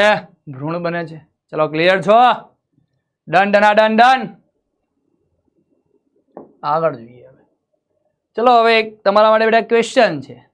પુષ્પમાં ફલિત અંડકોષ વિકાસ પામી શું બને છે? બેટા અંડકોષ, અંડકોષને તમે શું કહો છો? યુગ્મનજ તરીકે ઓળખાય છે, ફલિતાંડ તરીકે ઓળખાય છે. શું તરીકે ઓળખો છો? યુગ્મનજ ફલિતાંડ તરીકે. ચલો બેટા આન્સર આપો ફટાફટ. શું આવશે આન્સર? બેટા ફટાફટ આન્સર આપો. શું આવશે? શું બનશે બેટા? ભ્રૂણ. શું બનશે? ભ્રૂણ. ચલો ક્લિયર? શું બનશે? ભ્રૂણ. આગળ જોઈએ માનવમાં લિંગી પ્રજનન. શું જોવાનું છે? માનવમાં લિંગી પ્રજનન. એના પહેલા જોઈએ આપણે તરુણાવસ્થા અથવા યૌવનારંભ. બેટા આ તરુણાવસ્થા અથવા યૌવનારંભની આપણે જો વાત કરીએ તો ભાઈ બાળકની આ એવી અવસ્થા છે કે જેની અંદર અંતઃસ્ત્રાવની અંદર ફેરફાર થાય છે. એટલે કે એ શારીરિક અને માનસિક એની અંદર ફેરફારો થાય છે અને તે પ્રજનનક્ષમ બને છે. શું બને છે? પ્રજનનક્ષમ બને છે. આ તરુણાવસ્થા છે એ બાળપણ એટલે કે બાલ્ય અવસ્થા અને પુખ્ત અવસ્થા વચ્ચેનો સંક્રાંતિ કાળ છે. એટલે કે ટૂંકમાં એવું કહી શકાય કે ભાઈ પુખ્ત અવસ્થામાં પહોંચવા માટેની પૂર્વ તૈયારીઓ છે, જેના માટે જે સમયમાં બાળક શું કરે છે? પ્રજનનક્ષમ બને છે. તેને આપણે યૌવનારંભ અથવા તરુણાવસ્થા તરીકે ઓળખીએ છીએ. બરાબર છે. જે ઉંમરે પ્રજનન અંગો ક્રિયાશીલ બને. શું બને ભાઈ? પ્રજનન અંગો ક્રિયાશીલ બને. અને છોકરો અને છોકરી જે ઉંમરે પ્રજનન અંગો ક્રિયાશીલ બને તેમાં છોકરો અને છોકરી જાતીય પરિપક્વતા મેળવે છે તેને આપણે યૌવનારંભ તરીકે ઓળખવામાં આવે છે અથવા તરુણાવસ્થા તરીકે ઓળખવામાં આવે છે. બરાબર. સામાન્ય રીતે છોકરીઓ 10 થી 12 વર્ષની ઉંમરે અને છોકરાઓ 13 થી 14 વર્ષની ઉંમરે તરુણાવસ્થામાં આવી જાય છે. ભાઈ છોકરાઓની તુલનામાં છોકરીઓની અંદર ઝડપથી તરુણાવસ્થા આવી જાય છે. એ 10 થી 12 વર્ષની ઉંમરે આવી જાય છે. જ્યારે છોકરાઓ કેટલા વર્ષની ઉંમરે આવે છે? 13 થી 14 વર્ષની ઉંમરે આવે છે. ચલો ક્લિયર છે બેટા? હવે જોઈએ ભાઈ આ પણ ચાંદ, ચાર ચાંદ લગાવજો. 4 ચાંદ. કેટલા ચાંદ? 4 ચાંદ. 4 ચાંદ લગાવજો બેટા. 2 માર્ક્સમાં પૂછાય છે. અવારનવાર 2 માર્ક્સની અંદર પૂછાય છે. 2 માર્ક્સમાં પૂછાય છે. અવારનવાર 2 માર્ક્સમાં પૂછાય છે કે ભાઈ તરુણાવસ્થા દરમિયાન છોકરા અને છોકરીઓમાં થતા સામાન્ય ફેરફારો. છોકરા અને છોકરીઓમાં થતા સામાન્ય ફેરફારો. તો પહેલો જ ફેરફાર છે બગલ તેમજ જાંઘોની મધ્યના આપણે જે આ છે જાંઘ કહેવાય છે અને મધ્યમાં જનનાંગીય વિસ્તારમાં વાળ ઉગે છે તેમજ તેનો રંગ પણ ઘેરો બને છે. એટલે કે જે જનનાંગીય વિસ્તાર છે એનો ભાઈ એમાં શું થાય? વાળ ઉગવાની શરૂઆત થાય છે અને એનો રંગ પણ કેવો બને છે? ઘેરો બને છે. બીજું જોઈએ તો આપણે હાથ પગ તેમજ ચહેરાના ભાગે નાના નાના રોમ, સૂક્ષ્મ રોમ, વાળ ઉગી આવે છે. બરાબર છે. ઊંચાઈ અને વજનમાં વધારો થાય છે. એટલે કે ઊંચાઈ અને વજનમાં શું થાય છે? વધારો થાય છે. ચોથો જોવાનો છે, ત્વચા સામાન્ય રીતે તૈલી બને છે. ક્યારેક ચહેરા પર ખીલ પણ ઉદ્ભવે છે. ભાઈ ત્વચા તૈલી બને છે, ચીકણી બને છે, ખીલ ઉદ્ભવે છે. શું ઉદ્ભવે છે? ખીલ ઉદ્ભવે છે. તો આ જે સામાન્ય છે, જે છોકરાઓ અને છોકરીઓ બંનેમાં જોવા મળતા ફેરફારો છે, એટલે કે સામાન્ય ફેરફારો છે. 2 માર્ક્સમાં અવારનવાર પૂછાય છે બેટા. હવે જોવાના છે છોકરાઓ અને છોકરીઓમાં ઇન્ડિવિજ્યુઅલ જોવાના છે, એટલે કે ભાઈ વ્યક્તિગત રીતે એવા આપણે જોવાના છે. પહેલા જોવાના છે તરુણાવસ્થા દરમિયાન છોકરાઓમાં થતા ફેરફારો. છોકરાઓની અંદર શું ફેરફારો થાય છે? પહેલો, શુક્રપિંડ નર જાતિ અંતઃસ્ત્રાવનો સ્ત્રાવ કરે છે. ભાઈ નર જાતિ અંતઃસ્ત્રાવ તમને ખબર છે, ટેસ્ટોસ્ટેરોન. કોણ છે? ટેસ્ટોસ્ટેરોન. શુક્રપિંડ એ શુક્રકોષોનું ઉત્પાદન શરૂ કરે છે. શુક્રપિંડ એ શુક્રકોષોનું ઉત્પાદન શરૂ કરી દે છે. એટલે કે શુક્રપિંડ આપણે આગળ ભણીશું, આગળ નર પ્રજનન તંત્રમાં તમને ભણાવીશું કે વૃષણ કોથળીની અંદર આવેલા હોય છે, જે શુક્રકોષોનું ઉત્પાદન કરે છે. ચહેરા પર દાઢી અને મૂછ ઉગવાની શરૂઆત થાય છે. બરાબર, એટલે કે દાઢી અને મૂછનો વિકાસ શરૂ થાય છે. અવાજ ઘેરો બને છે. ખભા અને છાતીનો ભાગ વિસ્તૃત બને છે. હા બોડીગાર્ડ આજો ભાઈ, ખભા અને છાતીનો ભાગ શું બને છે? વિસ્તૃત બને છે. શું બને છે? વિસ્તૃત બને છે. ભાઈ દિવાસ્વપ્ન અથવા રાત્રિમાં શિશ્ન પણ સામાન્ય રીતે કદમાં વધે છે અને ટટ્ટાર બને છે. બરાબર છે. દિવાસ્વપ્ન દરમિયાન શું થાય છે ભાઈ? તો રાત્રિમાં અથવા શિશ્ન પણ સામાન્ય રીતે કદમાં વધે છે અને શું બને છે? ટટ્ટાર બને છે. આ છોકરાઓ એટલે કે તરુણાવસ્થા દરમિયાન છોકરાઓમાં જોવા મળતા ફેરફારો છે. છોકરીઓની અંદર જોવા મળતા ફેરફારો જોઈએ કે ભાઈ તરુણાવસ્થા દરમિયાન છોકરીઓની અંદર શું? આપણે બધાને ખબર છે કે માસિક ચક્રની શરૂઆત થાય છે, સ્તનગ્રંથિઓનો વિકાસ થાય છે, સ્તનાગ્રનો રંગ ઘેરો બને છે. બરાબર છે. અંડપિંડ એ અંડકોષો ઉત્પન્ન કરવાનું ચાલુ કરી દે છે. ચલો જોઈએ. અંડપિંડ એ માદા જાતીય અંતઃસ્ત્રાવનો સ્ત્રાવ કરે છે. તમને ખબર છે માદા જાતીય અંતઃસ્ત્રાવ કયા છે? ઇસ્ટ્રોજન અને પ્રોજેસ્ટેરોન. કયા છે? ઇસ્ટ્રોજન અને પ્રોજેસ્ટેરોન. અંડપિંડમાં અંડકોષ મુક્ત કરવાનું શરૂ કરે છે. અંડપિંડ શું કરે છે? અંડકોષ મુક્ત કરવાનું શરૂ કરી દે. ભાઈ સ્તનના કદમાં વધારો થાય છે અને મેં તમને કહ્યું ભાઈ સ્તનાગ્રહનો જે સ્તનાગ્રહની ત્વચાનો રંગ કેવો બને છે? ઘેરો બને છે. આ ઉપરાંત અવાજ કેવો બને છે? તીણો બને છે. કેવો બને છે? તીણો. બરાબર છે. તીણો. રજોસ્ત્રાવ અથવા માસિક ચક્ર અથવા તમે ઋતુચક્ર પણ કહી શકો, ઋતુસ્ત્રાવ પણ કહી શકો, એની શરૂઆત થાય છે. રજોસ્ત્રાવ અથવા માસિક ચક્રની શું થાય છે? શરૂઆત થાય છે. આ છોકરીઓની અંદર થતા ફેરફારો હતા. પેલા છોકરાને બધા અવારનવાર પૂછાય છે 3 માર્ક્સમાં. બંને ભેગા હો, બંને ભેગા પૂછાય છે અવારનવાર 3 માર્ક્સમાં. Very most IMP. Male reproductive system શું છે? Male reproductive system. ભાઈ નર પ્રજનન તંત્ર જોવાનું છે. ભાઈ નર પ્રજનન તંત્રની અંદર કોનો સમાવેશ થાય છે? તો નર પ્રજનન તંત્રમાં એક જોડ શુક્રપિંડ, એક જોડ શુક્રવાહિની, શુક્રાશય, પ્રોસ્ટેટ ગ્રંથિ અને શિશ્નનો સમાવેશ થાય છે. શાનો સમાવેશ થાય છે? શિશ્નનો સમાવેશ થાય છે. પહેલું જોવાનું છે ભાઈ શુક્રપિંડ. શુક્રપિંડ ક્યાં આવેલા હોય? તો ભાઈ શુક્રપિંડ વિશે છે ઉદરીય ગૃહની બહાર વૃષણ કોથળી. શાની અંદર? ઉદરીય ગૃહની બહાર આ રીતનું હોય બેટા વૃષણ કોથળી. આ રીતે શુક્રપિંડ રક્ષાયેલા હોય છે. બરાબર છે. આ રીતે ત્યાં શું આવેલા હોય છે? રોમ, સૂક્ષ્મ રોમ આવેલા હોય છે, તો વાળ આવેલા હોય છે. બરાબર છે.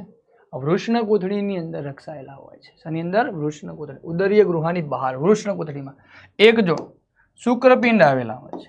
શું આવેલા હોય છે? શુક્રપિંડ. ભાઈ શુક્રપિંડનું તાપમાન એ શરીરના તાપમાન કરતા ભાઈ આઈએમપી છે. શુક્રપિંડનું તાપમાન એ શરીરના તાપમાન કરતા 2 થી 3 અંશ સેલ્સિયસ નીચું હોય છે. શું હોય છે? 2 થી 3 અંશ સેલ્સિયસ શું હોય છે? નીચું હોય છે. કેમ નીચું હોય છે ભાઈ? કેમ કે શુક્રકોષોના નિર્માણ માટે નીચું તાપમાન જરૂરી છે. શું છે? શુક્રકોષોના નિર્માણ માટે નીચું તાપમાન જરૂરી છે. જનરલી આપણું તાપમાન 37 અંશ સેલ્સિયસ આપણે ગણતા હોઈએ. બરાબર છે. શુક્રપિંડમાં શુક્રકોષોનું ઉત્પાદન થાય છે. ભાઈ શુક્રપિંડ શું કરશે? તો શુક્રકોષોનું ઉત્પાદન કરશે, જે નરજન્યુ છે. શુક્રપિંડ એ નર જાતીય અંતઃસ્ત્રાવ ટેસ્ટોસ્ટેરોન આગળ મેં તમને કીધું સ્ત્રાવ કરે છે, જે ગૌણ જાતીય લક્ષણોનું શું કરે છે? નિયમન કરે છે. શું કરે છે? નિયમન કરે છે. આ વાત થઈ ભાઈ શુક્રપિંડની. હવે વાત આવે શુક્રવાહિની. નલિકા જેવી રચના છે, શુક્રકોષોનું વહન કરતી. કોનું? શુક્રકોષોનું વહન કરતી નળી જેવી રચનાને શું કહેવાય? શુક્રવાહિની કહેવાય. શું કહેવાય? શુક્રવાહિની. ભાઈ શુક્રવાહિની શુક્રકોષોને શુક્રાશયમાં લઈ જાય છે. ક્યાં લઈ જાય છે બેટા? શુક્રાશયની અંદર લઈ જાય છે. અહીંયા તમને બતાવું, આ જે છે મૂત્રાશય છે, આ જે છે શું છે? શુક્રાશય. બરાબર છે. આ શુક્રપિંડ છે. શું છે? શુક્રપિંડ.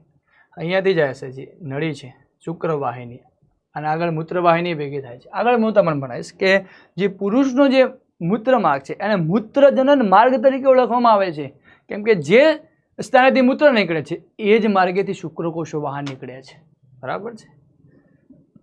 શુક્રપિંડ એ નર જાતીય અંતઃસ્ત્રાવ ટેસ્ટોસ્ટેરોનનો સ્ત્રાવ કરે છે, જે ગૌણ જાતીય લક્ષણોનું નિયમન કરે છે. આગળ જોઈએ તો આપણે શુક્રવાહિની શુક્રકોષોનું વહન કરતી નળી જેવી રચનાને શુક્રવાહિની કહે છે. શુક્રવાહિની એ શુક્રકોષોને શુક્રાશયમાં લઈ જાય છે. ચલો ક્લિયર છે. હવે વાત કરીએ શુક્રાશય. શું વાત કરીએ? શુક્રાશય. શુક્રાશયની અંદર શું થાય છે ભાઈ? તો શુક્રકોષોનો સંગ્રહ. જેમ મૂત્રાશયની અંદર કોનો સંગ્રહ થતો? તો મૂત્રનો. એમ શુક્રાશયની અંદર કોનો સંગ્રહ થાય છે? શુક્રકોષ. ભાઈ તેમાં શુક્રકોષોનો સંગ્રહ થાય છે. બેટા મોસ્ટ આઈએમપી પોઈન્ટ આમ ઇમ્પોર્ટન્ટ છે કે ભાઈ પુરુષોમાં શુક્રકોષો અને મૂત્રના વહન માટેનો માર્ગ એક જ છે, માટે પુરુષોનો જે મૂત્ર માર્ગ છે એને મૂત્રજનન માર્ગ કહે છે. શું કહે છે? મૂત્રજનન માર્ગ. જે માર્ગેથી મૂત્ર નીકળે છે એ જ માર્ગેથી શુક્રકોષો નીકળે છે, માટે પુરુષોના જે મૂત્ર જે માર્ગ છે એને શું કહેવાય? મૂત્રજનન માર્ગ કહે છે. હવે પ્રોસ્ટેટ ગ્રંથિ. હવે પ્રોસ્ટેટ ગ્રંથિ શું કરે છે? તો એક પ્રકારની આ ગ્રંથિ છે જે શું કરે છે ભાઈ? હવે તમને ખબર છે શુક્રકોષોનું સ્થળાંતર પ્રચલન કરવાનું હોય છે. શું કરવાનું હોય છે? પ્રચલન કરવાનું હોય છે. તે સહાયક પ્રજનન શું છે? સહાયક પ્રજનન ગ્રંથિ છે. શુક્રકોષોને પ્રવાહી માધ્યમમાં આવે છે. આ સ્ત્રાવને કારણે શુક્રકોષોનું સરળતાથી સ્થળાંતરણ થાય છે. ભાઈ આ ઉપરાંત અહીંયા શુક્રકોષોને પોષણ પણ મળી રહે છે. શું મળી રહ્યા છે? શુક્રકોષોને પોષણ પણ મળી રહ્યા છે. હવે વાત કરીએ બેટા છેલ્લો શિશ્ન. તે નાળાકાર અંગ છે. શું છે? નાળાકાર અંગ છે. ભાઈ ઉત્તેજિત અવસ્થામાં શિશ્નમાંથી શુક્રકોષો બહાર નીકળે છે. જ્યારે નર ઉત્તેજિત થાય છે ત્યારે આ શિશ્નમાંથી શુક્રકોષો શું નીકળે છે? બહાર નીકળે છે. આ છે મેલ રિપ્રોડક્ટિવ સિસ્ટમ. ભાઈ આની આકૃતિ દોરવાની અવારનવાર પૂછાય છે, અથવા એના ભાગો વિશે વર્ણન કરવાનું પૂછાય છે 3 માર્ક્સની અંદર. ચલો ક્લિયર છો? હવે વાત કરીએ માદા પ્રજનન તંત્રની વાત કરીએ. માદા પ્રજનન તંત્રની વાત કરીએ તો માદા પ્રજનન તંત્રમાં કોણ હોય? તો એક જોડ અંડપિંડ, એક અંડવાહિની હોય, એક જોડ હોય. બરાબર છે. ગર્ભાશય હોય, શું હોય? ગ્રીવા હોય, યોનિ માર્ગ હોય વગેરેનો સમાવેશ થાય છે.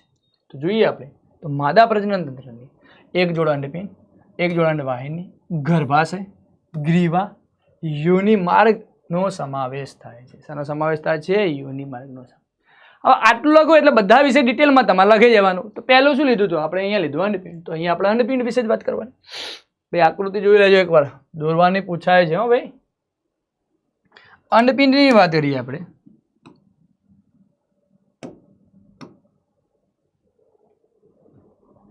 સ્ત્રીની ઉદરગૃહમાં એક જોડ અંડપિંડ આવેલા હોય છે. શું આવેલા હોય છે? એક જોડ અંડપિંડ. શું આવેલા હોય છે? એક જોડ અંડપિંડ આવેલા હોય છે. અંડપિંડમાંથી અંડકોષ મુક્ત થાય છે. અંડપિંડમાંથી શું મુક્ત થાય છે? અંડકોષો. ચલો ક્લિયર છે બેટા? અંડપિંડ એ માદા જાતીય અંતઃસ્ત્રાવ, મેં તમને આગળ કહ્યું ભાઈ ઇસ્ટ્રોજન અને પ્રોજેસ્ટેરોનનો સ્ત્રાવ કરે છે. ભાઈ છોકરીના જન્મ સમયથી જ ભાઈ એની અંદર અપરિપક્વ હજારોની સંખ્યામાં અપરિપક્વ અંડપુટિકાઓ હોય છે. શું હોય છે? અંડપિંડમાં હજારો અપરિપક્વ અંડપુટિકાઓ હોય છે. શું હોય છે? અંડપુટિકાઓ હોય છે. તરુણાવસ્થા દરમિયાન અંડકોષો પરિપક્વ બને છે. શું બને છે? તરુણાવસ્થા દરમિયાન અંડકોષો પરિપક્વ બને છે. બેટા યાદ રાખો, આ ઇમ્પોર્ટન્ટ છે કે બંને અંડપિંડમાંથી વારા પડતી દર મહિને એક અંડકોષ જ મુક્ત થાય છે. માની લો કે એક જોડ અંડપિંડ છે એટલે કે 2 અંડપિંડ છે, પણ બંનેમાંથી કોઈ એક જ અંડપિંડ દ્વારા દર મહિને એક જ અંડકોષ મુક્ત થાય છે. એકી સાથે 2 ના થઈ જાય ભાઈ. બરાબર છે? એક જ અંડપિંડ દ્વારા એક અંડકોષ મુક્ત થાય છે વારા પડતી દર મહિને. બરાબર છે? ક્લિયર છે? આ બેટા ઇમ્પોર્ટન્ટ છે, જોઈ લેજો. આ અંડવાહિની છે. અંડવાહિનીને બીજું કહેવાય ફેલોપિયન નલિકા તરીકે ઓળખવામાં આવે છે. બરાબર છે? અહીંયા આ રીતે હોય, આ જોડાયેલું હોય છે. અહીંયા થોડું આ રીતે જોડાયેલો હોય છે. અંડાશય છે, બરાબર છે, આ ગર્ભાશય છે, ગ્રીવા છે, યોનિ માર્ગ છે અને અન્નવાહિની નિવાપ છે. આગળનો જે ભાગ છે એને અન્નવાહિની નિવાપ તરીકે ઓળખવામાં આવે છે, બરાબર છે. આગળ જોઈએ અંડપિંડનું કાર્યપત્ર જોવો. અંડવાહિની ભાઈ યાદ રાખજો, બીજું નામ એનું યાદ રાખજો. અંડવાહિનીને બીજું કહેવાય ફેલોપિયન નલિકા અથવા ફેલોપિયન ટ્યુબ. શું કહેવાય? Fallopian tube. એક જોડ અંડવાહિની હોય છે તે અંડપિંડ સાથે જોડાયેલું હોય છે. અંડપિંડ સાથે જોડાયેલી હોતી નથી. અંડવાહિનીના અગ્રછેડા પાસે શુક્રકોષ વડે અંડકોષનું ફલન થાય છે. અંડવાહિનીના અગ્રછેડા પાસે અહીંયા ભાઈ અહીંયા શુક્રકોષ અહીંયાથી આવશે શુક્રકોષ, બરાબર છે, અને અહીંયાથી શું આવશે? અંડકોષ આવશે અંડપિંડમાંથી. અને શુક્રકોષ અને અંડકોષનું શું થાય છે? મિલન થાય છે. ગર્ભાશય ભાઈ, ગર્ભાશયની આગળ આપણે વાત કરીએ તો બંને તરફની અંડવાહિનીઓ જોડાઈને નાજુક સ્થિતિસ્થાપક અને ઊંધાનાસ્પતિ આકારનું, કેવું? ઊંધાનાસ્પતિ આકારનું રચનાનું નિર્માણ કરે છે, જેને ગર્ભાશય તરીકે ઓળખવામાં આવે છે. આપણે એમસીક્યુમાં પૂછાય છે ગર્ભનું સ્થાપન અને પોષણ ગર્ભાશયમાં થાય છે. એમસીક્યુમાં પૂછાય છે કે ભાઈ ગર્ભનું સ્થાપન અને પોષણ એ ગર્ભાશયની અંદર થાય છે. ગર્ભનું સ્થાપન અને પોષણ ગર્ભાશયમાં થાય છે. ક્લિયર છે? આગળ જોઈએ ગ્રીવા. આ રે જો ભાઈ, જોઈએ પેલા ક્યાં ગયું ભાઈ? આ ગર્ભાશય હતું. શું હતું? ગર્ભાશય અહીંયા અંદર આવે, બરાબર છે બેટા. અહીંયા થોડું નામ નિર્દેશનમાં થોડી મિસ્ટેક થયેલી છે અને એનો જે સાંકળો છે અહીંયા ગર્ભાશય વાત, અહીંયા શું આવે છે? ગ્રીવા. શું આવશે? ગ્રીવા. ગર્ભાશયના સાંકળા છેડાને ગ્રીવા તરીકે ઓળખીએ છીએ. શું તરીકે ઓળખીએ છીએ? ગ્રીવા કહે છે. યોનિ માર્ગ. ગર્ભાશયની ગ્રીવા દ્વારા નલિકામય રચના યોનિ માર્ગમાં ખુલે છે. ક્યાં ખુલે છે? યોનિ માર્ગમાં ખુલે છે. યોનિ માર્ગ એ શરીરની બહાર યોનિ દ્વારમાં ખુલે છે. શેમાં ખુલે છે? યોનિ દ્વારમાં ખુલે છે. જાતીય સમાગમ દરમિયાન, સેક્સ્યુઅલ ઇન્ટરકોર્સ દરમિયાન યોનિ માર્ગમાં શુક્રકોષો પ્રવેશ પામે છે. યોનિ માર્ગમાં થઈને શુક્રકોષો ક્યાં આવશે? અંદર પ્રવેશ પામે છે. ચલો ક્લિયર છે બેટા? આ થયું માદા પ્રજનન તંત્ર. શું થયું? માદા પ્રજનન તંત્ર. આ પણ ઇમ્પોર્ટન્ટ છે, આની ફિગર પણ ઇમ્પોર્ટન્ટ, આકૃતિ પણ ઇમ્પોર્ટન્ટ છે 3 માર્ક્સની અંદર. ચલો ક્વેશ્ચન છે તમારા માટે, અસંગત જોડ શોધો. ચલો અસંગત જોડ શોધો બેટા. ફટાફટ આન્સર આપવાનો, ફટાફટ આન્સર આપો. ચલો ભાઈ, શું આવશે આમાં આન્સર? ચલો પેલા આન્સર જુઓ. ચલો આન્સર જુઓ પેલા. હાઇડ્રા કલિકા સર્જન પુનઃસર્જન ચલો થાય છે, સાચો છે. ચલો સાચું છે આ તો. ચલો દ્વિભાજન અમીબા અને લેશમાનિયામાં થાય છે. ચલો ક્લિયર છે.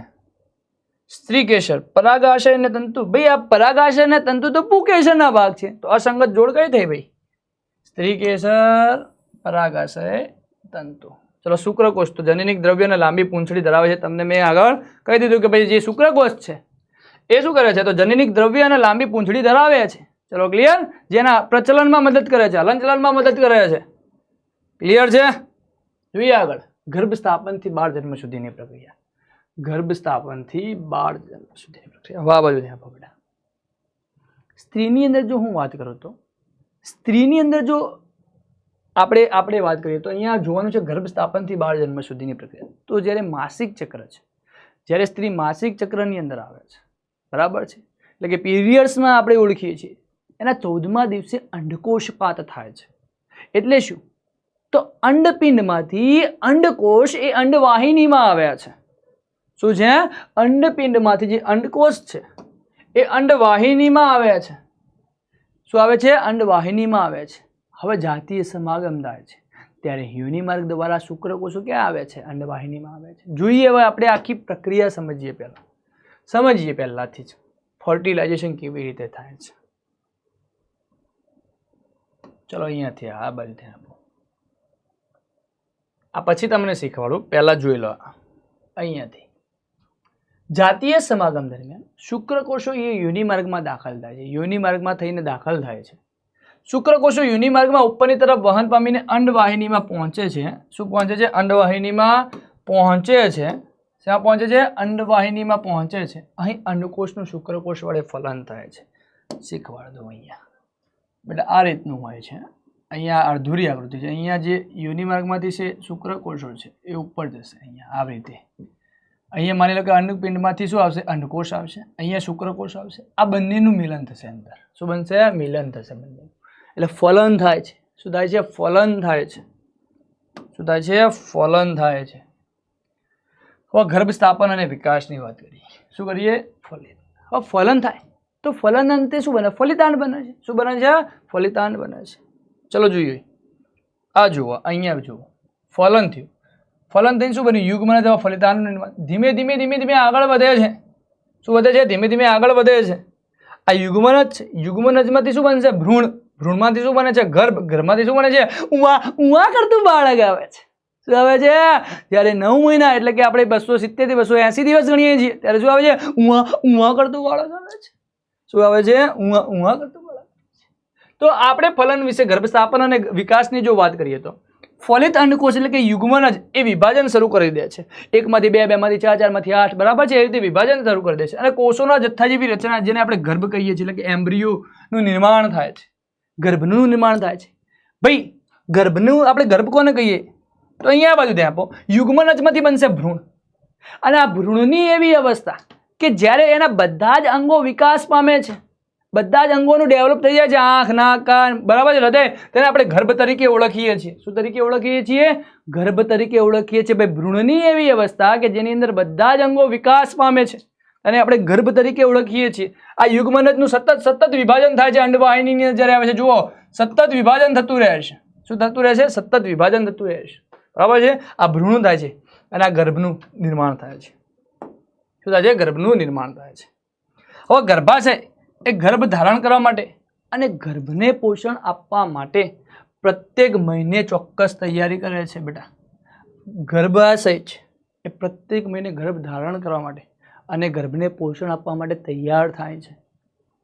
આ માટે ગર્ભાશયનું જે અંદરનું આવરણ છે એટલે કે અંત આવરણ, જેને એન્ડોમેટ્રિયમ તરીકે ઓળખવામાં આવે છે, આ એન્ડોમેટ્રિયમ ગર્ભાશયનું અંત આવરણ, આ ગર્ભનું સ્થાપન થાય છે. એટલે કે એન્ડોમેટ્રિયમની અંદર આ જે એન્ડોમેટ્રિયમ છે, શું છે? એન્ડોમેટ્રિયમ. આયુ જે તમને દેખાય છે અને અંત આવરણ તરીકે ઓળખીએ છીએ, એન્ડોમેટ્રિયમ તરીકે ઓળખીએ છીએ. અંત આવરણનું સ્થાપન એટલે કે અંદર સ્થાપન થાય છે ગર્ભનું. ગર્ભનું સતત વૃદ્ધિ પામીને ભ્રૂણ વિકાસ અહીંયા પૂર્ણ કરે છે. શું કરે છે? પૂર્ણ વિકાસ કરે છે. ગર્ભાશયનું અંત આવરણ જાડું બને છે. તે ગર્ભધારણ દરમિયાન ભ્રૂણના પોષણ માટે રુધિર પુરવઠા સભર બને છે. શું બને છે? રુધિર પુરવઠા સભર બને છે. ચલો આગળ જોઈએ આપણે. આ રીતે જ થાય છે. બરાબર છે. યુગ્મનજ અમે તમને કીધું સ્થાપન થાય છે આ રીતે. આ ગર્ભાશય છે જેની અંદર ગર્ભનું શું થાય છે? સ્થાપન થાય છે. બરાબર છે. આનું અંત આવરણ જેને એન્ડોમેટ્રિયમ કહે છે, યુગ્મનજ છે. યુગ્મનજ સતત શું થાય છે? વિભાજન પામે છે. શું બને છે? ભ્રૂણ.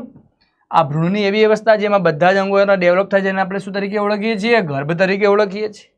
અને આ ગર્ભમાંથી શેનો જન્મ થાય છે? બાળકનો. ઉવા ઉવા કરે. શું કરે? ઉવા ઉવા કરે. ચલો ક્લિયર? ચલો જોઈએ આગળ. જરાયુ, પ્લેસેન્ટા. હજુ આની પ્રક્રિયા બાકી છે. પ્લેસેન્ટા. ભાઈ હવે આ ગર્ભ તો અંદર સ્થાપન થઈ ગયું ગર્ભના અંદર આવરણમાં, બરાબર છે. હવે એનું પોષણ પણ મળે છે, પણ શેના દ્વારા મળે છે? તો એક રકાબી જીવી અથવા તકતી જેવી જે રચના આવેલી હોય છે માતાના રુધિરમાંથી ગર્ભને એક રકાબી જેવી, બેટા ઇમ્પોર્ટન્ટ છે, જેવી વિશિષ્ટ પેશી રચના દ્વારા મળે છે. તેને જરાયુ કહે છે. શું કહેવાય? જરાયુ. જે ગર્ભાશયની દિવાલ સાથે જોડાયેલું હોય છે, જરાયુ કહે છે. જે ગર્ભાશયની દિવાલ સાથે શું કરેલું હોય છે? જોડાયેલું હોય છે. બેટા શું કરેલું હોય છે? જોડાયેલું હોય છે. ગર્ભાશય શું કરેલું હોય છે? જોડાયેલું હોય છે. આ રચના ગર્ભાશયની દિવાલમાં સમાયેલી રહે છે. તે ભ્રૂણ તરફની પેશીઓમાં પ્રવાદો ધરાવે છે. માતા તરફની પેશીઓમાં પ્રવાદો આચ્છાદિત કરતા રુધિર ક્વાટરો ધરાવે છે. એટલે જરાયુ નિર્માણ જેવી રીતે થાય છે કે જે બાળકના જે પ્રવાદો છે અને માતાના જે પ્રવાદો બે જોડાઈને જ બને છે. શું બને છે? બે જોડાઈને જ બને છે. જરાયુ માતાના શરીરમાંથી ગ્લુકોઝ, ઓક્સિજન તેમજ અન્ય પદાર્થો વિકસતા ભ્રૂણમાં સ્થળાંતર કરવા માટે વિશાળ સપાટી પૂરી પાડે છે અથવા સપાટી આપે છે. વિકસિત ભ્રૂણ દ્વારા ઉત્પન્ન થતો ઉત્સર્ગ દ્રવ્ય જરાયુ એટલે કે માધ્યમ દ્વારા માતાના શરીરમાં એટલે માતાના રુધિરમાં સ્થળાંતરણ પામે છે. બેટા આ બાજુ ધ્યાન આપજો. એના સિવાય જુઓ તમને આ દેખાય છે, આને કહેવાય ગર્ભનાળ. શું કહેવાય? ગર્ભનાળ, જેના દ્વારા આ ક્રિયા થાય છે, બરાબર. જરાયુ અને ગર્ભનાળ જે બાળકની રૂંટી છે ત્યાં જોડાયેલું હોય છે અને બાળક આની અંદરથી આ ગર્ભનાળ દ્વારા જ મેળવતું હોય છે. શેના દ્વારા મેળવતું હોય છે? ગર્ભનાળ દ્વારા મેળવતું હોય છે. હવે બાળ જન્મની વાત આવીએ. શું આવીએ? બાળ. એના પહેલા જોઈ લઈએ આપણે બેટા કે બાળ જન્મ છેલ્લો એ પોઈન્ટ છે આનો. ગર્ભ સ્થાપનથી બાળ જન્મમાં છેલ્લો પોઈન્ટ છે. ભાઈ માતાના શરીરમાં ભ્રૂણને વિકસિત થવા માટે 9 મહિના જેટલો સમય લાગે છે. કેટલા મહિના? 9 મહિના. એટલે આપણે 270 થી 280 દિવસ ગણીએ છીએ જનરલી. 270 થી 280 દિવસ ગણીએ છીએ, બરાબર છે.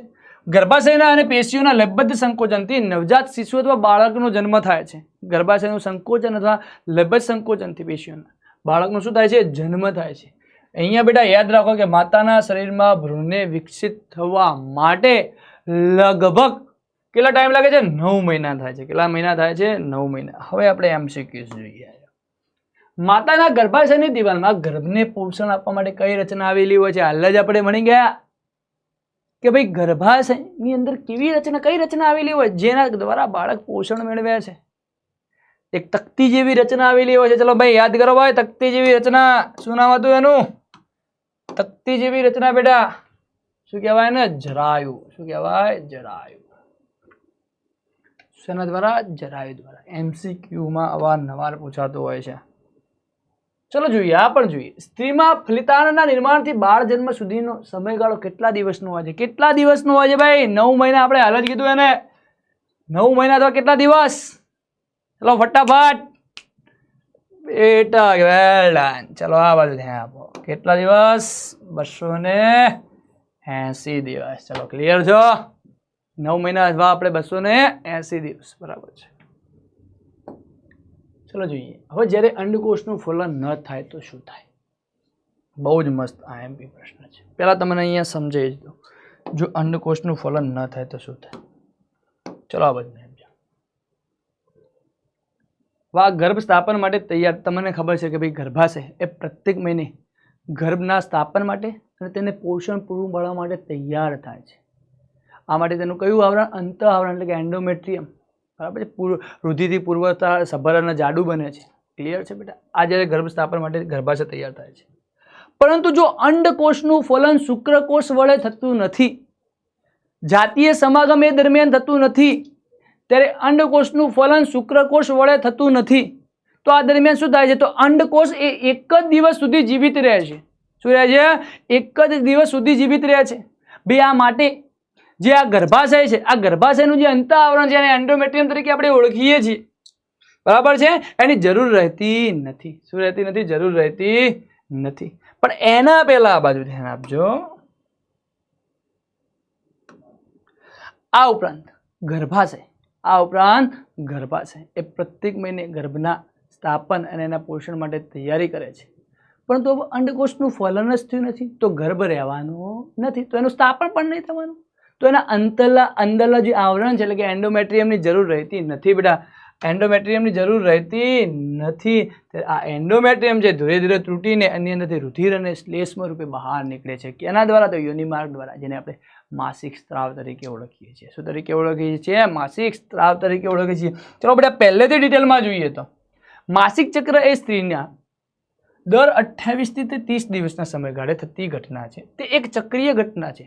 કેવી ઘટના છે? ચક્રીય. જે ગર્ભધારણ દરમિયાન અટકાય છે. એટલે કે જ્યારે ગર્ભધારણ રહે છે ત્યારે માસિક ચક્ર શું થાય છે? બંધ થઈ જાય છે. પીરિયડ્સ આવવાના શું થઈ જાય છે? બંધ થઈ જાય છે, અવરોધાય છે. શું થાય છે? અવરોધાય છે.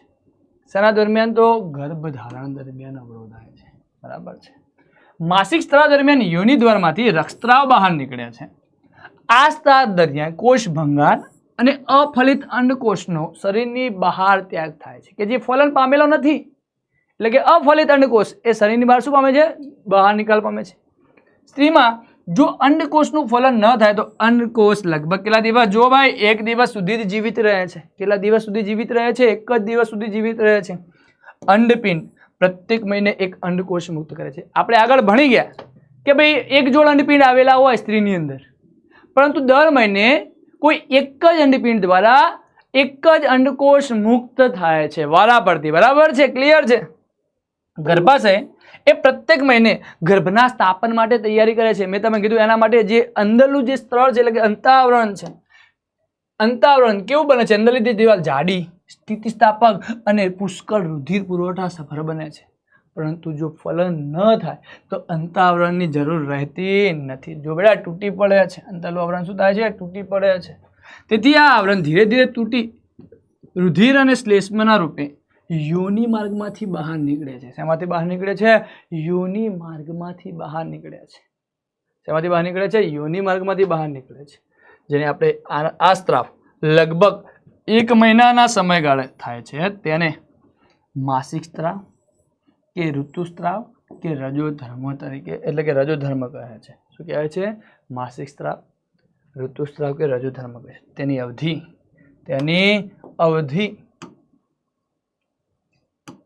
2 થી 8 દિવસની હોય છે. કેટલા દિવસની હોય છે? એટલે કે આ જે ઋતુસ્ત્રાવ છે 2 થી 8 દિવસ સુધી રહે છે. હવે આ તો વાત કરી બેટા ઋતુસ્ત્રાવની વાત કરી. હવે આગળ જોઈએ આપણે બેટા જ્યારે સ્ત્રી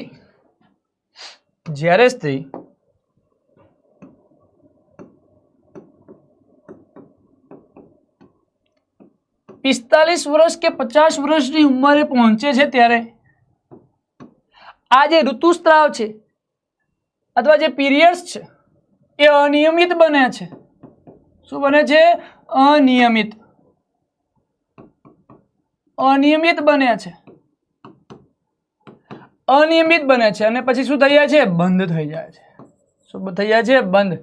જેને આપણે મેનોપોઝ તરીકે ઓળખીએ છીએ. મેનોપોઝ અથવા રજો નિવૃત્તિ તરીકે ઓળખીએ છીએ. શું? રજો નિવૃત્તિ તરીકે ઓળખીએ છીએ.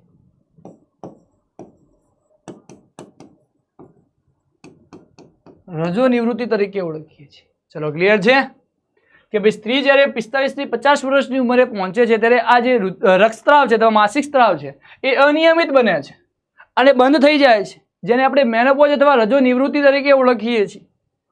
ક્લિયર છે? ચલો ભાઈ તમારા માટે MCQ કે સ્ત્રીમાં માસિક સ્ત્રાવ લગભગ કેટલા દિવસ માટે હોય છે? ભાઈ કેટલા દિવસ માટે રહે છે? દર મહિને થતી આ એક ચક્રીય ઘટના છે, પણ એ કેટલા દિવસ સુધી રહે છે? ચલો ભાઈ ફટાફટ આન્સર આપો. મને ખબર છે ભાઈ તમને યાદ છે.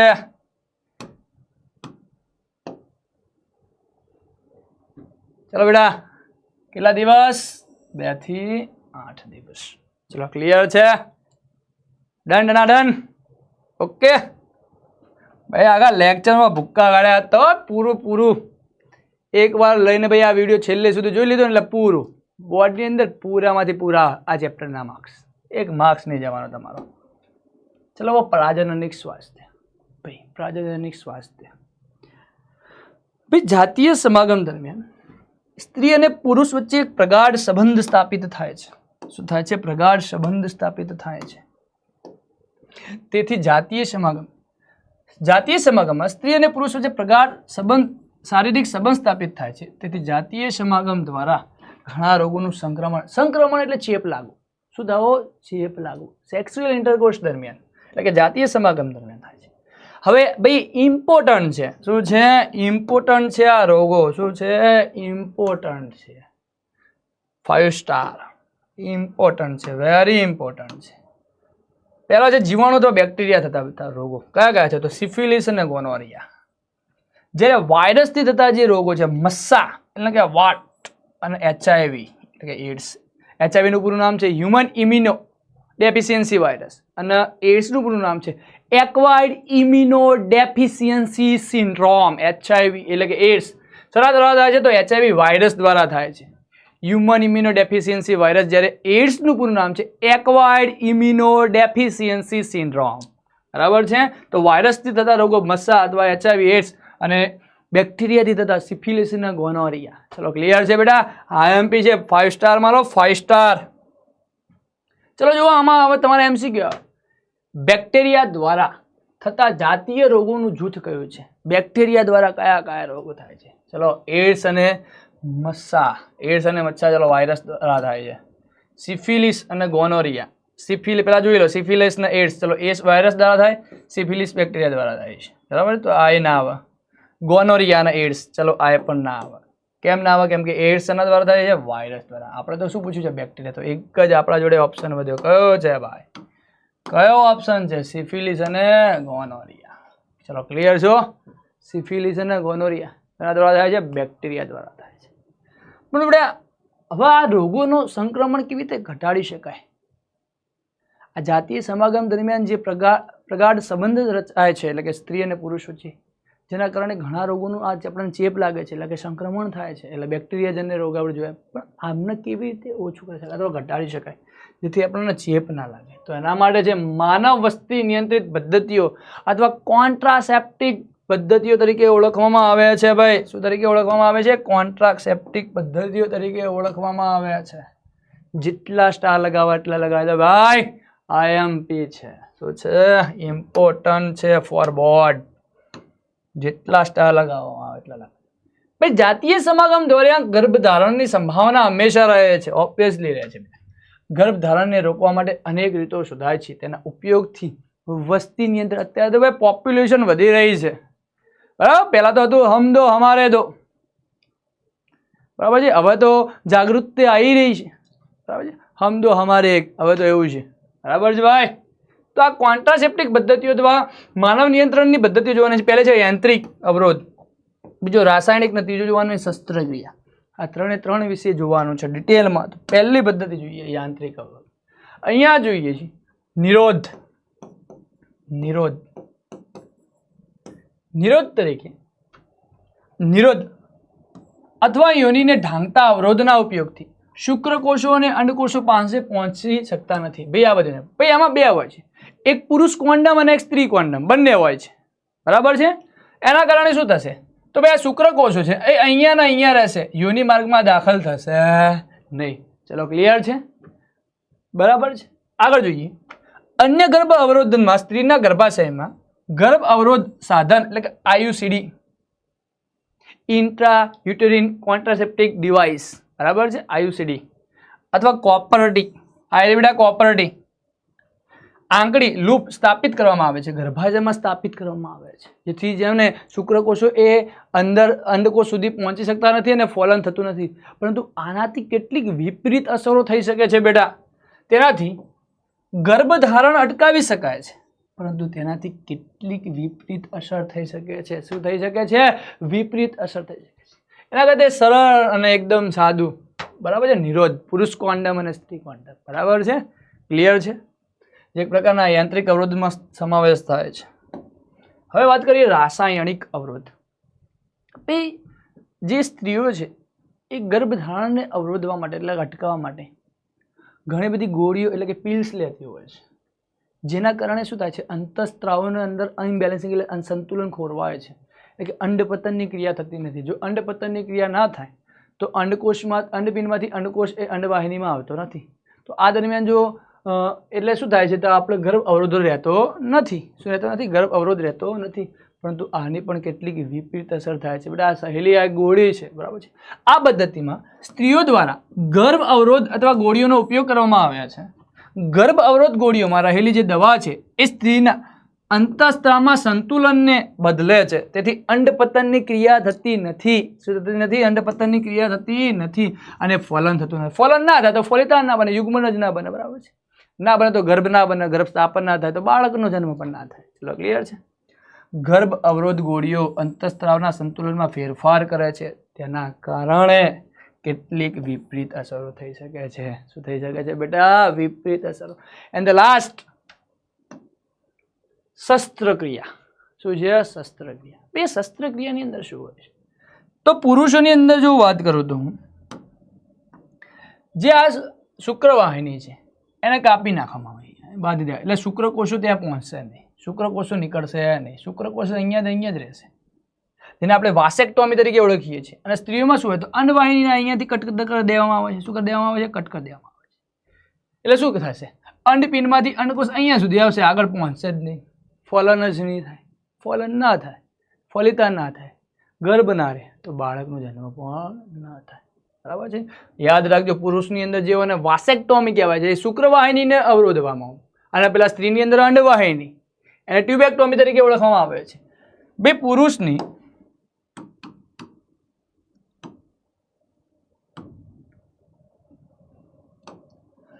પુરુષની શુક્રવાહિનીઓને અવરોધી શુક્રકોષોનું સ્થળાંતર અટકાવવામાં આવે છે, જ્યારે સ્ત્રીના અંડવાહિની એટલે કે ફેલોપિયન નલિકાને અવરોધીને અંડકોષના ગર્ભાશય સુધી જતો અટકાવવામાં આવે છે. આ બંને સ્થિતિમાં ફલન થતું નથી. શું નથી થતું? ફલન થતું નથી. આ પુરુષોમાં જે શસ્ત્રક્રિયા છે એને શું કહેવાય છે? વાસેક્ટોમી. શું કહેવાય? વાસેક્ટોમી તરીકે ઓળખવામાં આવે છે. શું તરીકે ઓળખવામાં આવે છે? વાસેક્ટોમી. ચલો ક્લિયર છે. અને જ્યારે સ્ત્રીની અંદર હોય છે એને શું તરીકે ઓળખવામાં આવે છે? ટ્યુબેક્ટોમી. શું તરીકે ઓળખવામાં આવે છે? ટ્યુબેક્ટોમી તરીકે ઓળખવામાં આવે છે. પુરુષોની અંદર જે શસ્ત્રક્રિયા છે એને વાસેક્ટોમી તરીકે ઓળખવામાં આવે છે. સ્ત્રીઓમાં જે હોય છે એને ટ્યુબેક્ટોમી તરીકે ઓળખવામાં આવે છે. શસ્ત્રક્રિયા તકનીકી દ્વારા આ પ્રકારના કાયમી અવરોધ મેળવી શકાય છે, પરંતુ શસ્ત્રક્રિયા ભવિષ્ય માટે સંપૂર્ણપણે સુરક્ષિત નથી. પરંતુ સાવચેતી વગર થયેલી શસ્ત્રક્રિયાથી સંક્રમણ એટલે કે ચેપ અને અન્ય સમસ્યાઓ સર્જાઈ શકે છે. બેટા શું શકાય છે? અન્ય સમસ્યાઓ સર્જાઈ શકે છે. ચલો ક્લિયર છે. કોન્ડમનો કઈ ગર્ભ અવરોધન પદ્ધતિમાં સમાવેશ થાય છે? બેટા આનો જવાબ તમારે આપવાનો છે. કોમેન્ટમાં આનો જવાબ તમારે આપવાનો છે. શરૂઆતમાં જે 10 વિદ્યાર્થીઓ પહેલા જવાબ આપશે એમના નામ હું આગળના લેક્ચરની અંદર બોલવાનો છું. તો કોમેન્ટ કરો આ પ્રશ્નના જવાબ તમારે. બરાબર છે કે શું આવે આમાં જવાબ? કોન્ડમનો કઈ ગર્ભ અવરોધન પદ્ધતિમાં સમાવેશ થાય છે? ચલો ક્લિયર છે. આજનું સેશન અહીંયા સુધી રાખીએ છીએ. મળીએ એક નવી ઉર્જા સાથે નવા લેક્ચરમાં. આવજો. ટાટા બાય.